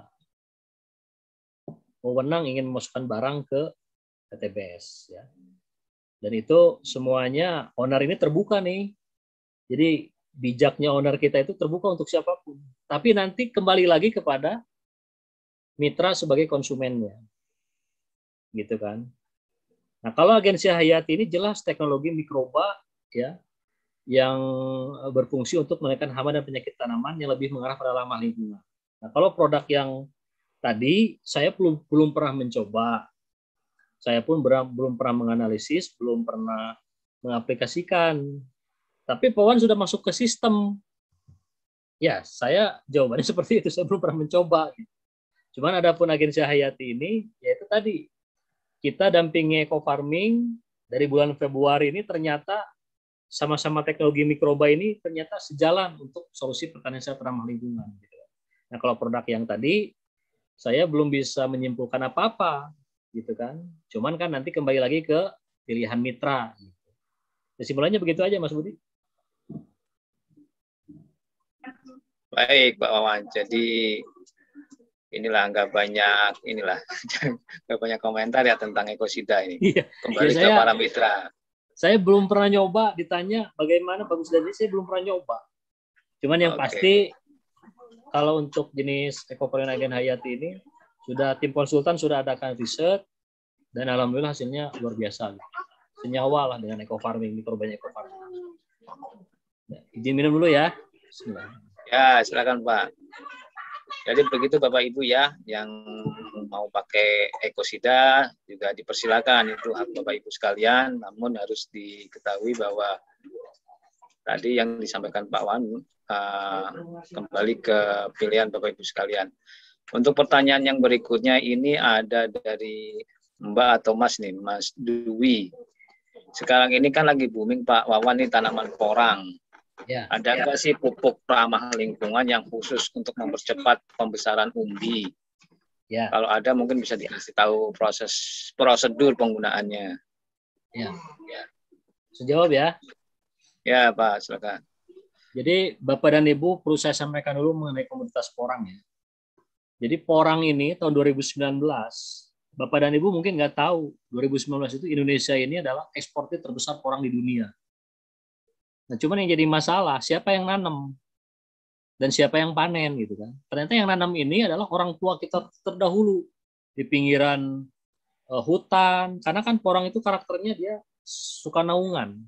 Jadi Bapak dan Ibu nanam di sawah yang terbuka 100% cahaya masuk dengan yang naungan, itu hasil kualitas umbinya, besarnya dan kualitasnya itu pasti lebih bagus di naungan. Nah, yang jadi masalah sekarang, setelah dipanen besar-besaran, diekspor ke Jepang sebagai bahan baku dari mie ramen, kemudian sumber karbohidrat yang selain daripada daripada umbi-umbian yang lain ya. Nah, ini biasanya dijadikan bahan baku makanan ya. Beda dengan Korea. Nah, Korea ini yang diambilnya itu Simplicia yang memang dalam 1 kilo itu paling berapa persen. Nah, itu untuk kecantikan itu beda lagi tuh dari porang ya. Nah, saya sampaikan dulu ya. Porang ini adalah permainan orang-orang besar. Hitungannya modal per hektar itu ya, satu periode penanaman itu 200 sampai 250 juta. 1 hektar. Nah, banyak orang yang nanam, ada yang dari spora, dari biji, ada yang dari katak, ada yang dari umbi, ada yang dari kultur jaringan. Nah, saya sampaikan, kalau Bapak dan Ibu pengen cepat hasil, nanam dari umbi. Umbi yang bobotnya 200 sampai 250 gram. Nah, itu silakan treatment khusus ya untuk hama dan penyakitnya agen hayatinya, kemudian booster pemacu pertumbuhannya, eco farming, tapi eco farming pun kekuatannya ada di bahan organik di lahan. Nah, ini kalau kita mengaplikasikan eco farming ya, kemudian agen hayati, kemudian umbi yang dipakainya 250 gram ya, bibit yang dipakainya ya, itu hitungan di dalam 6 bulan itu muncul 4 kilo. Beda kalau kita nanam dari kultur jaringan, apalagi dari biji spora, apalagi dari katak, itu 2 tahun. Nah, makanya apa cara-cara untuk meningkatkan mempercepat proses pembesaran umbi gitu. Nah, di umbi porang ini pun ada yang disebut dengan masa dorman. Masa dorman itu kalau sudah menghadapi kekeringan, itu pasti batang itu akan mengering dan akhirnya ya daun tidur gitu ya. Nah, tapi hasil pengalaman saya diskusi dengan para ahli porang, jadi mereka itu main itu di umbi yang sekilonya isinya 4 atau 5. Itu jauh lebih cepat, selama 6 bulan ke depan itu muncul 4 kilo minimal. Nah, makanya orang ini kuasai juga yang namanya pasarnya juga gitu. Jadi jangan kita nanam semangat, pasarnya bingung jual kemana gitu. Karena permasalahan petani Indonesia itu ilmu pengetahuan, modal, market. Nah, ini market ini banyak petani yang jago nanam tapi nggak bisa jual. Itu buat apa kira-kira gitu kan? Tapi kalau untuk secara budidaya, saya rekomendasikan setelah aplikasi sesuai brosur ya, yang ngikutin umbi-umbian sampai 60 hari di brosur eco farming ya. Tapi sebelumnya kita siapkan dulu di dalam di dalam lubang tanam itu ada pupuk kandang, karena pupuk kandang itu adalah bahan yang memang Allah ciptakan dari perut ruminansia. Ternak ruminansia itu yang mengandung banyak mikroba. Jadi ruminansia itu ternak memamah biak ya, yang punya empat lambung. Jadi ada rumen, retikulum, omasum, dan abomasum. Nah, itu kayak bakteri semua. Atau handuk ya, babat handuk, kemudian retikulum yang segi 6, ada omasum itu adalah perut jalak seperti kitab-kitab, dan abomasum adalah lambung sejatinya. Nah, itu adalah kandungan material organik paling terbaik dari seluruh sel organik yang ada di alam. Adanya pada ternak ruminansia. Nah, itu untuk mendapatkan umbi yang bagus, kita harus punya ternak kotoran ternak dari ternak ruminansia. Nah, kemudian aplikasi agen hayati dulu ya. Minus 5 hari sebelum ditanam, kemudian 2 hari berikutnya eco farming.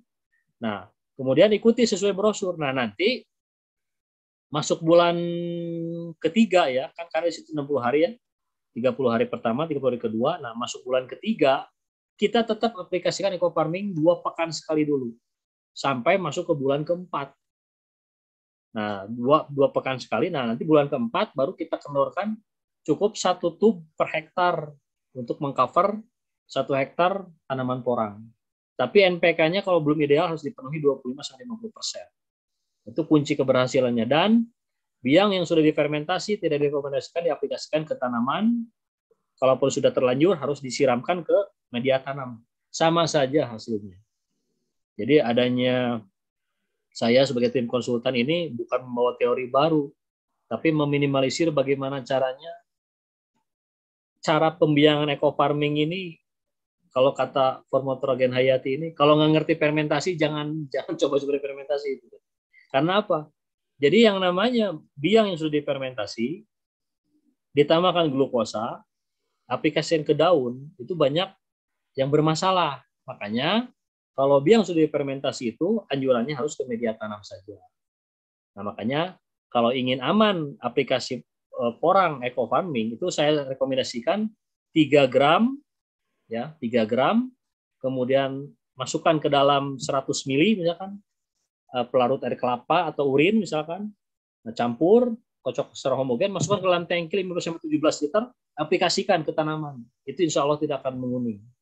Nah, ini produk bagus harus diikuti dengan SOP yang bagus juga. Dan alhamdulillah yang ikutin rekomendasi saya rata-rata hasilnya meningkat semua. Nah, makanya di sini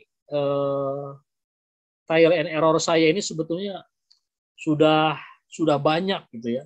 Dan saya berikan secara free untuk seluruh mitra PTBes. Karena kunci keberhasilan itu adanya bukan di kesuksesan seseorang, tapi dari kegagalan.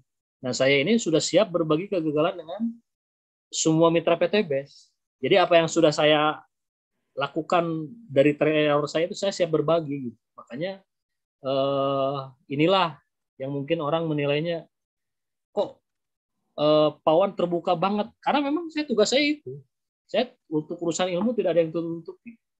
Bahkan adanya pembiangan untuk tanaman dan pembiangan untuk media tanam itu saya terus kuatkan di seminar yang ada di kantor setiap hari Selasa ya. Tujuannya apa? Kita tidak mau melihat lagi orang mengaplikasikan eco farming tanamannya menguning. Nah, karena di sini tujuan utama kita adalah dengan adanya pembiangan yang dari 3 gram atau 1/10-nya dalam 100 mili tadi, tetap efektivitasnya tetap ada dan hasilnya pun akan optimal. Nah, cuman yang jadi masalah sekarang, kita untuk keilmuan ini harus sama-sama berani mengosongkan gelas dulu. Nah, sampai nanti kita bisa menyimpulkan semuanya. Gitu. Ya gitu Mas Bri ya, silakan. Baik Pak Wawan, terima kasih untuk sampaiannya. Ini ada dari Pak Rahman siapa? Ini bertanya langsung via video. Beliau ada proyek kelapa sawit katanya. Kita langsung buka ya Pak untuk unmute-nya biar disampaikan langsung pertanyaan oleh Pak Rahman Syah. Pak Rahman Syah, silakan di-unmute Pak. Tes. Iya Pak, silakan. Oke, terima kasih Pak Budi atas kesempatannya. Kebetulan saya praktisi di perkebunan kelapa sawit ya. Ya. Itu hama dan penyakit yang dominan itu Pak Wawan, satu hama ulat api. Ya. Yang kedua jamur ganoderma dan yang ketiga jamur atau penyakit busuk buah. Ya. Biasanya ini kelembapan tinggi dia. Ya. Nah, yang ingin saya tanyakan, jika kita pakai agen hayati bisa nggak dia dengan truck injection?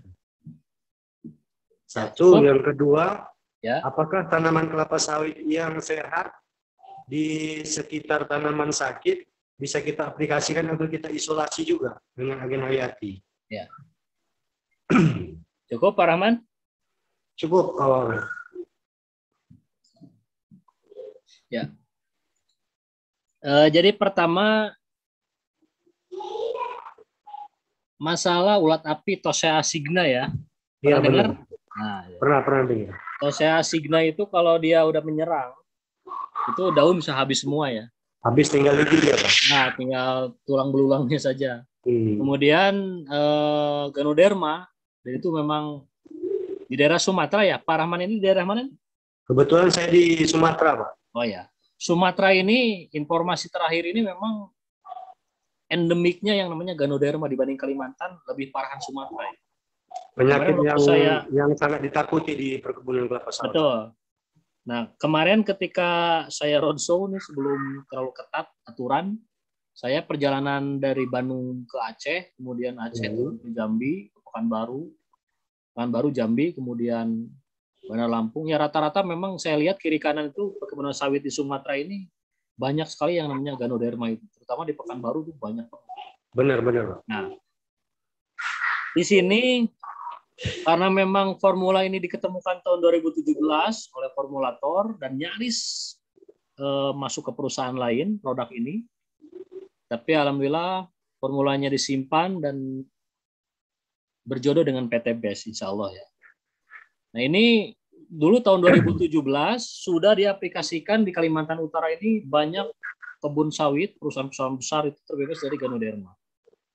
Jadi cara aplikasinya, karena memang yang namanya agen hayati Ecopen Protector ini masuk ke dalam tubuh tanaman itu pertama melalui apa yang disebut dengan ujung meristem perakaran. Jadi ketika disiramkan, nah itu akan masuk ke perakaran. Dan nanti akan masuk ke dalam sistem respirasi, jadi diangkat oleh daun, jantungnya tanaman itu di daun, dan itu akan menyebar ke seluruh tanaman. Dengan kedua, sistemik, artinya dengan sistemik ya Pak? Ya, sistemik. Jadi kontak oke, kontak lambung oke, dan sistemik. Nah kemudian, kalau pada tanaman-tanaman yang masih bisa dijangkau, itu biasanya masuk ke dalam stomata dan ujung meristem pertunasan jun, itu tetap akan masuk ke dalam jaringan tanaman. Nah, tapi saran dari saya kalau untuk dosis pada tanaman palmae tadi ya, tanaman palem-paleman 20 gram ya. Nah, dibutuhkan 20 gram di dalam 14 liter air untuk 14 pohon. Jadi disiramkan semua. Jadi nggak usah lagi menggunakan aplikasi ke daun ya. Apalagi kalau misalkan masih fase buah pasir nggak masalah, masih bisa kejangkau kan. Cuman kalau sudah di atas 5 tahun, sudah pakai egret ya, itu cukup disiramkan. Nah kemudian itu tanaman di sekelilingnya perlu nggak diisolasi, dilakukan aplikasi agen hayati juga untuk pencegahan? Oh ya, jadi nanti masuknya gini. Jadi yang namanya tanaman ini ya, mindsetnya Ecoplant Protector ini, kita bagaimana caranya mindset kita ini merawat tanaman itu sedang sehat. Kalau merawat tanaman sedang sakit, seperti tadi ada beberapa foto yang cabai yang sudah terserang yang namanya virus mosaik, kerdil, kemudian macam-macam, ya kita pun berat. Jadi kerusakan sudah di atas 55%, 60%, itu peluangnya kecil. Dan kalaupun kita adakan agen hayati, emang panennya seberapa sih? Nah, makanya nanti mindsetnya adanya agen hayati ini bagaimana caranya tanaman kelapa sawit yang sehat itu kita protek dulu. Nah, kalaupun yang nanti yang ke penyembuhan, penyembuhan itu nanti bisa diaplikasikan setiap 2 atau 3 pekan sekali kalau untuk tanaman keras ya. Nah, kalau untuk kuratif di tanaman horti dan tanaman pangan biasanya kan sepekan sekali itu kuratifnya. Iya. Jadi seperti itu Pak Rahman. Untuk yang penyakit busuk buahnya Pak, itu kita semprot ke batangnya bisa nggak? Ya, itu umur sawitnya berapa? Berapa ini? Umur 8 tahun. 8 tahun berarti tingginya udah di atas sekitar 120 cm, 100 hampir 2 meter lah, 2 meter. 2 meter lebih. Tingginya. Artinya masih terjangkau dengan semprot, alat semprot. Oh ya. Kalau masih terjangkau semprot bisa, tapi aplikasi pertama dikocor dulu. Kemudian nanti semprot. Kalau semprot dosisnya bisa ini, untuk kontak dengan ulat bisa 10 gram. 10 gram per 14 liter. Nah, inilah dasarnya Agen Hayati ini sebetulnya owner PT BES, karena beliau orang teknik kimia ya. Ini 10 gram kok kecil banget gitu kan. Kalau produk-produk yang lain yang sejenis itu biasanya sampai kiloan itu per hektar itu. Nah, kita untuk komoditas tanaman pangan, palawija dan horti saja itu yang umurnya 60 sampai 120 hari cukup 4 sampai 5 on saja. Iya. Dan kalau dihitung masuk ke sistem ya nanti kita nunggu harga dari sistem gitu kan. Cuman kalau harga sekarang ya masih kejangkau lah dibanding dengan para petani-petani yang menggunakan pestisida kimia yang sudah tidak jelas hitungannya itu. Yang penting tanamannya sehat. Nah, itu udah kita rubah semua mindsetnya. Mungkin seperti itu Pak Rahman ya. Ya, terima kasih banyak Pak Wawan atas informasinya ya. Ya, siap. Sama-sama. Kebetulan saya ada proyek di perkebunan mau masukkan proposal, mudah-mudahan nanti bisa kita aplikasikan juga nih Agen Hayati ini. Ya. Nanti dampingi aja Agen Hayati dari Ecofarming sudah. Nah, adapun aplikasi untuk kelapa sawit Ecofarming, kita pun sudah mengadakan observasi tim konsultan sendiri di Kalimantan dan Pekanbaru. Iya. Hasilnya luar biasa juga sama. Ya, terima kasih Pak Wawan ya. Ya, sama-sama Pak Rahman, silakan. Ya, Mas Budi, lanjut.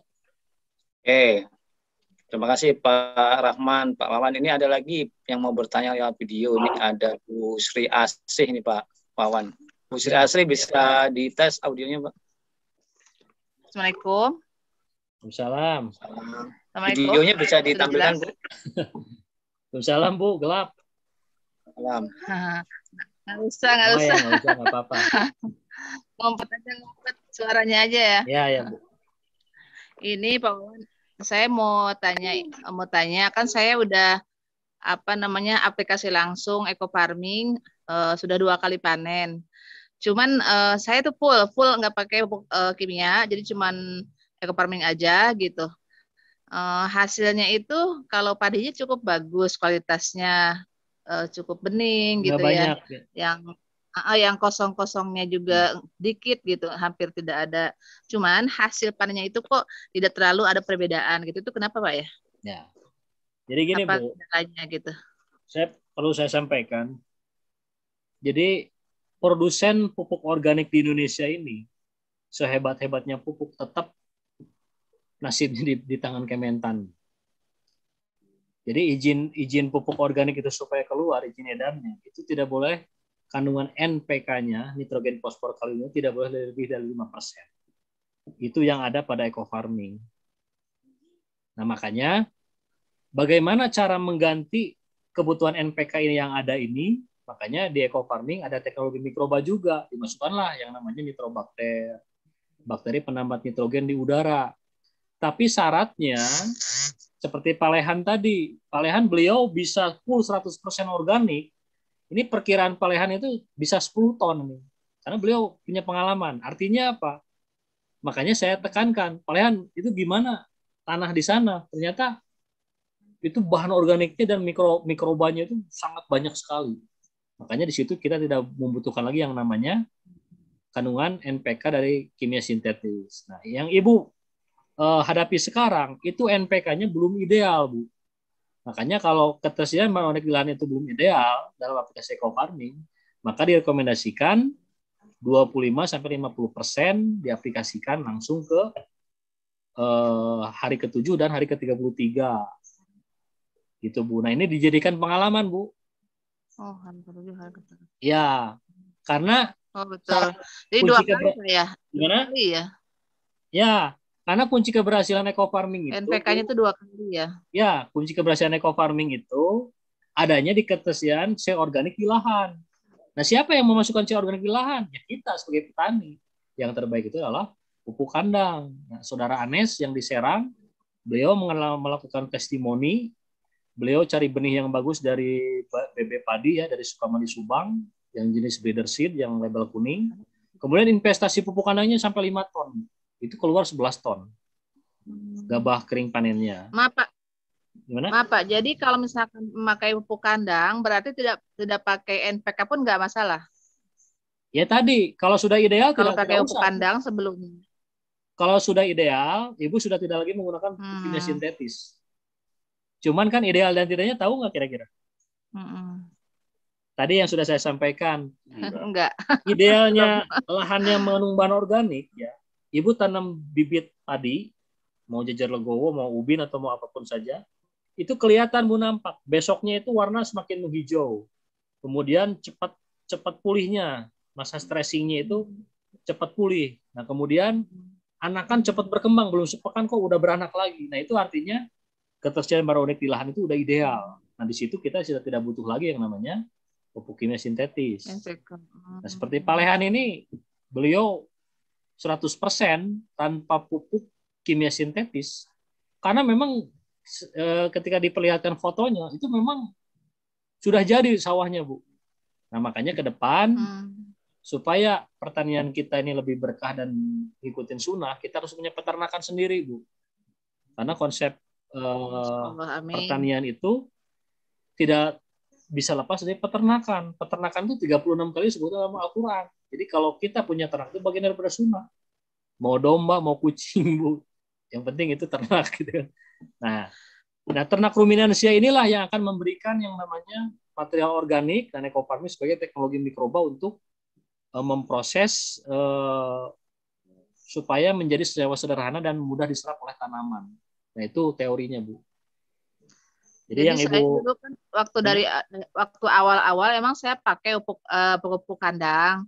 Cuman karena emang tidak tahu aturan seberapanya, terus selanjutnya saya nggak pakai lagi gitu, nggak pakai lagi, cuma hanya sekali di awal doang pakai pupuk kandangnya. Ya. Nah makanya nanti SOP-nya begini, Bu. Kita sekarang sedang uji sampling ya,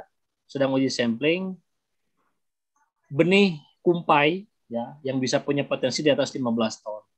Itu SOP-nya seperti apa? Setelah penyingkalan itu ada penebaran pupuk kandang dulu. Nah, pupuk kandang sudah ditebar, kemudian singkalan sudah dikering anginkan ya, kontak dengan matahari, kepanasan, baru aplikasi agen hayati dulu minus 5 hari. Nah setelah itu dileler, diratakan. Nah 2 hari berikutnya baru aplikasi eco farming sih. Nah makanya SOP ini di setiap daerah karena benih sudah disebar di mana-mana, nah itu akan dijadikan nanti karena gini, insya Allah kumpai ini ke depan akan menjadi varietas padi unggul di Indonesia, Bu. Nah, insya Allah nanti kalau berjodoh bisa masuk ke PTBES. Nah ini samplingnya sudah kita sediakan dan itu SOP-nya beda dibanding dengan SOP yang bisa 10-11 ton. Karena ini 15 ton lebih spesial, Bu. Nah makanya ketersediaan bahan organik di lahan berupa pupuk kandang itu sangat menentukan. Jadi Ibu sudah menghabiskan pupuk kandang. Bibit unggul. Nah, bibit unggul, benih unggulnya. Nah, dari benih unggulnya itu sangat menentukan. Seperti itu, Bu. Ya, baik Pak. Insya Allah untuk penanaman selanjutnya saya mau sudah save nomor saya, Bu. Bu. Sudah. Saya udah chat Bapak tadi. Udah chat Bapak. Oh iya. Saking banyaknya nggak tahu siapa yang ngechat. Ya. Terima kasih Pak Wawan. Ya, sama-sama Bu. Mudah-mudahan petani seluruh Indonesia bisa berjaya dan lebih berlimpah lagi panennya berkat eco farming dan Agen Hayati. Amin, Bu. Terima kasih Pak Wawan. Doanya ya. Assalamualaikum warahmatullahi wabarakatuh. Waalaikumsalam warahmatullahi wabarakatuh. Waalaikumsalam warahmatullahi wabarakatuh. Terima kasih Bu Asri ya, Bu Sri ya yang sudah mau bertanya via video. Oke, selanjutnya nih ada lagi Pak Wawan di kolom chat, masih ada waktu, kita kasih 2 atau 3 pertanyaan lagi. Ini ada dari Pak Wagino, Pak Wawan. Di daerah saya kebetulan lahannya kebanyakan pasir. Kalau aplikasi Agen Hayati dan Eco Farming apakah bisa? Kalau bisa caranya bagaimana? Saran beliau kalau bisa jangan bahas tentang bibit padi atau yang lain, karena di wilayah beliau itu petani, kebanyakan petani sayuran, Pak. Ya. Jadi lahan berpasir daerah mana ini katanya? Ini beliau tidak menyebutkan daerahnya, Pak Wawan. Ya. Ya, saya jawab langsung ya. Ya Pak Wawan, silakan. Ya, jadi kita ini harus mengetahui apa yang namanya bahan-bahan media tanam ya. Selain dari tanah, ada pasir, ada lempung, ya, kemudian ada liat. Itu beda-beda. Jadi setiap tanah yang ada di permukaan bumi ini, setiap jengkal itu kesuburannya berbeda-beda. Nah, seperti pasir. Pasir ini adalah sering digunakan sebagai media hidroponik ya terkadang ya.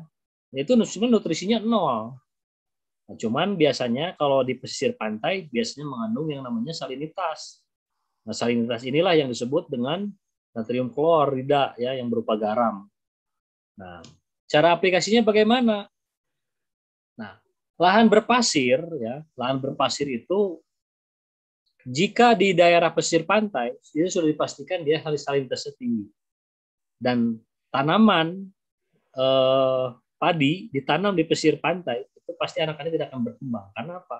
Karena keracunan yang namanya klor tadi. Klor itu bersifat esensial, mikro, aram mikro, tapi jumlahnya sedikit dibutuhkannya, tidak terlalu banyak.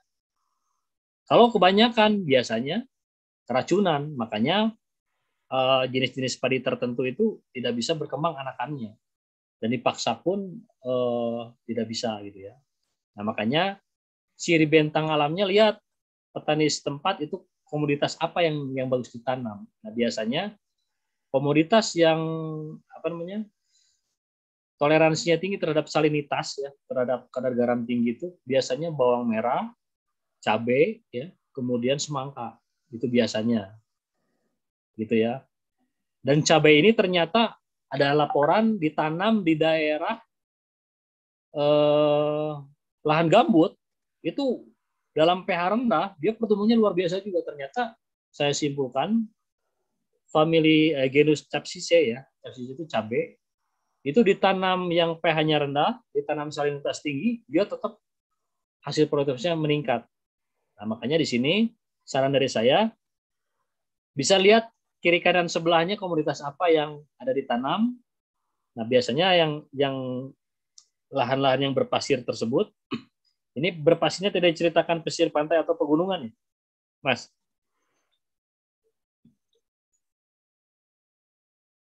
Yang diceritakannya bukan pesisir atau pegunungan ya tadi ya? Ya, tidak menyampaikan pegunungan atau pantai beliau, Pak. Ya. Nah, tapi secara prinsip ya itu tadi komoditas. Tapi kalau aplikasi eco farming gimana? Ya tadi eco farming kalau di daerah lahan gambut itu saya tidak rekomendasikan lagi yang namanya penggunaan 30 gram pupuk kandang dalam 200 liter air.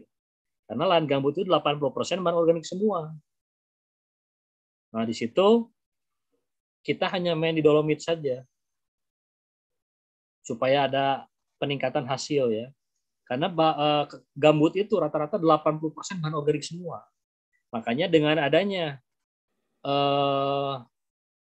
kandungan bahan organik tinggi, itu akan memacu mikroba yang ada di alam ini, akan memacu dekomposisi secara besar-besaran, akhirnya menyebabkan asam organik semakin meningkat. Nah, itu teorinya lahan gambut ya. Makanya pH-nya rendah, bersifat asam. Tanam semangka, daerah asam, itu bisa pertumbuhan subur, cuman ketika pentil pasti gosong dia. Nah, itulah pentingnya pH ya, power of hidrogen atau potensial hidrogen. Jadi angka pH inilah sangat menentukan keberhasilan dalam budidaya, salah satu parameternya. Gitu Mas. Baik, satu lagi Pak Wawan, ini ada dari Bu Desi ya. Ya. Apa boleh ini pemakaian eco farming dan agen hayati dicampur sekalian, lalu kita semprotkan ke tanaman? Ya, langsung saya jawab ya. Ke depan kita ya, akan Pak, buat bisa dicampur, tapi untuk sekarang belum bisa.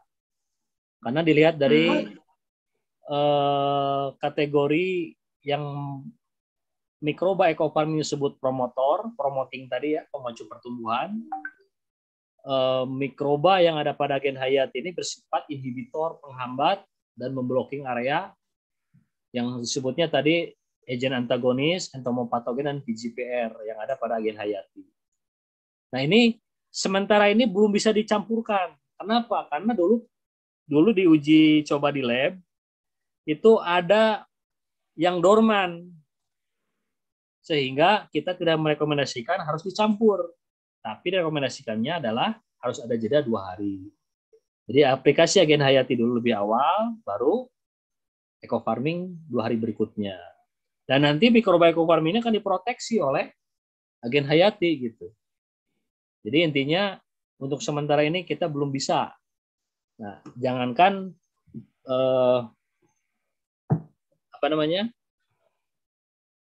untuk menamai eco farming itu berupa racun gitu kan. Mikrobanya saja yang sama-sama ramah lingkungan, kita masih belum bisa, harus ada pengkajian lebih mendalam lagi. Dan informasi terakhir, ya insya Allah ke depan akan dibuat simpel gitu kan. Makanya kalau urusan pengadaan pupuk ya, seperti kita ini sering berdiskusi ya dengan tim risetnya agen hayati ini. Kita ini untuk memupuk lahan 1 hektar itu cukup 1 kapsul NPK saja. Cuma udah pasti akan menjadi kontroversi ini. Nah, tapi ya adanya agen hayati yang simpel, yang simpel juga, ini kita alhamdulillah tidak keluar daripada aturan regulasi yang ada ya. Cuman dari keunggulannya kita tahu, kelemahannya pun kita harus tahu. Nah, seluruh mitra ini harus tahu kelemahan agen hayati itu apa, kelemahannya apa, eco farming pun keunggulannya apa, kelemahannya apa, itu harus tahu semua. Nah, contoh, agen hayati kelemahannya apa? Emang pohon produk bagus ada kelemahannya? Ada. Bapak dan Ibu bikin 10 gram dalam 14 liter air, simpan 24 jam, itu sudah jadi racun, itu sudah jadi kelemahan. Sudah tidak bisa lagi diaplikasikan ke tanaman. Nah, makanya harus tahu semuanya nih, apa keunggulannya, apa kelemahannya. Seperti itu. Mas Budi? Baik Pak Wawan, terima kasih. Ini banyak pertanyaan yang belum bisa terjawab ya, berhubung waktunya sudah jam 22:15. Mungkin ada closing statement dari Pak Wawan nih. Oh iya Pak Wawan, ini ada beberapa tadi peserta yang minta gabung di grup Telegram Pak, sama di grup WhatsApp nih. Bagi yang belum bergabung mungkin hubungin Pak Wawan saja ya. Boleh, nanti saya kasih nomornya ya. Langsung Mas Budi ya. Baik, Bapak Ibu yang membutuhkan nomor saya ya. Ya, kebetulan sudah saya ketik di kolom chat Bapak Ibu sekalian nomor Pak Wawan, silakan disimpan kemudian di Telegram atau di grup WhatsApp nanti biar Pak Wawan. Ya. Saya ulangi ya supaya lebih hafal. 0813 ya. 9542 4378 ya. 0813 9542 4378. 0813 9542 4378. Nanti jadi grup konsul hama dan penyakit yang di dalamnya membahas tentang ekofarming dan hayati ini cukup saya batasi sampai 21 saja grup. Jadi nanti siap-siap dimasukin beberapa mitra ke grup yang sudah ada ya. Karena kan di dalam grup itu kan ada yang coba-coba, ada yang bukan mitra. Karena data basicnya dari Telegram nih.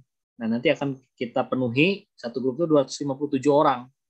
Ini ada beberapa grup yang di angka 200, ada yang 190. Nah, itu nanti bisa masuk ya. Baik, akan saya closing statement ya.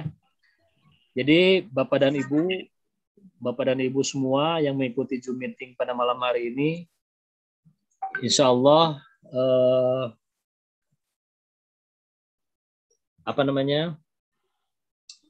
menjadikan bahwa sebagai mitra PTBS ini adalah bagian jalur ibadah kita salah satunya. Karena PTBS ini selain pejuang anti riba keluarga, juga sebagai pejuang konservasi lahan di Indonesia. Dan ini sampai sekarang sudah tidak ada yang peduli, Bapak dan Ibu semua. Makanya di sini tim konsultan, para produsen sarana produksi yang mensupport produk-produk yang terbaik untuk pertanian sejahtera ramah lingkungan. Kita satu visi dan misi bahwa pertanian di Indonesia ini tetap harus berlanjut, tapi lebih mengarah ke solusi pertanian sehat dan ramah lingkungan.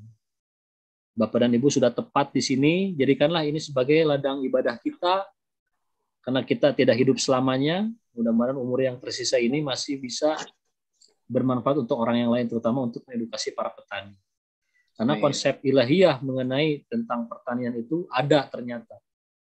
Bahkan di dalam statement awal tadi bahwa tugas manusia itu untuk menyediakan pangan aktual itu harus dengan cara yang benar. Yang diri di sana ila ta'amih. Nah, setiap manusia memperhatikan makanannya. Di surat Abasa sudah jelas, semuanya sudah jelas. Nah, saya pun tim konsultan perlu kendaraan yang tepat. Dan insya Allah ini PTBS kendaraannya tepat.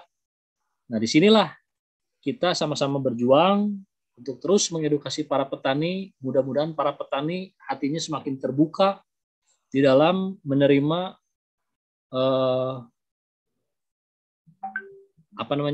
mindset yang akan kita arahkan kepada mereka, dan supaya petani itu lebih rasional lagi, dan memang kita dan PTBS ini sebagai pembawa solusi buat mereka. Karena potret pertanian sekarang itu sudah tidak tertata lagi. Nah, ini tugas kita semua bagaimana caranya kita terus dampingi seluruh petani. Paling tidak meminimalisir penggunaan pestisida kimia sintetis.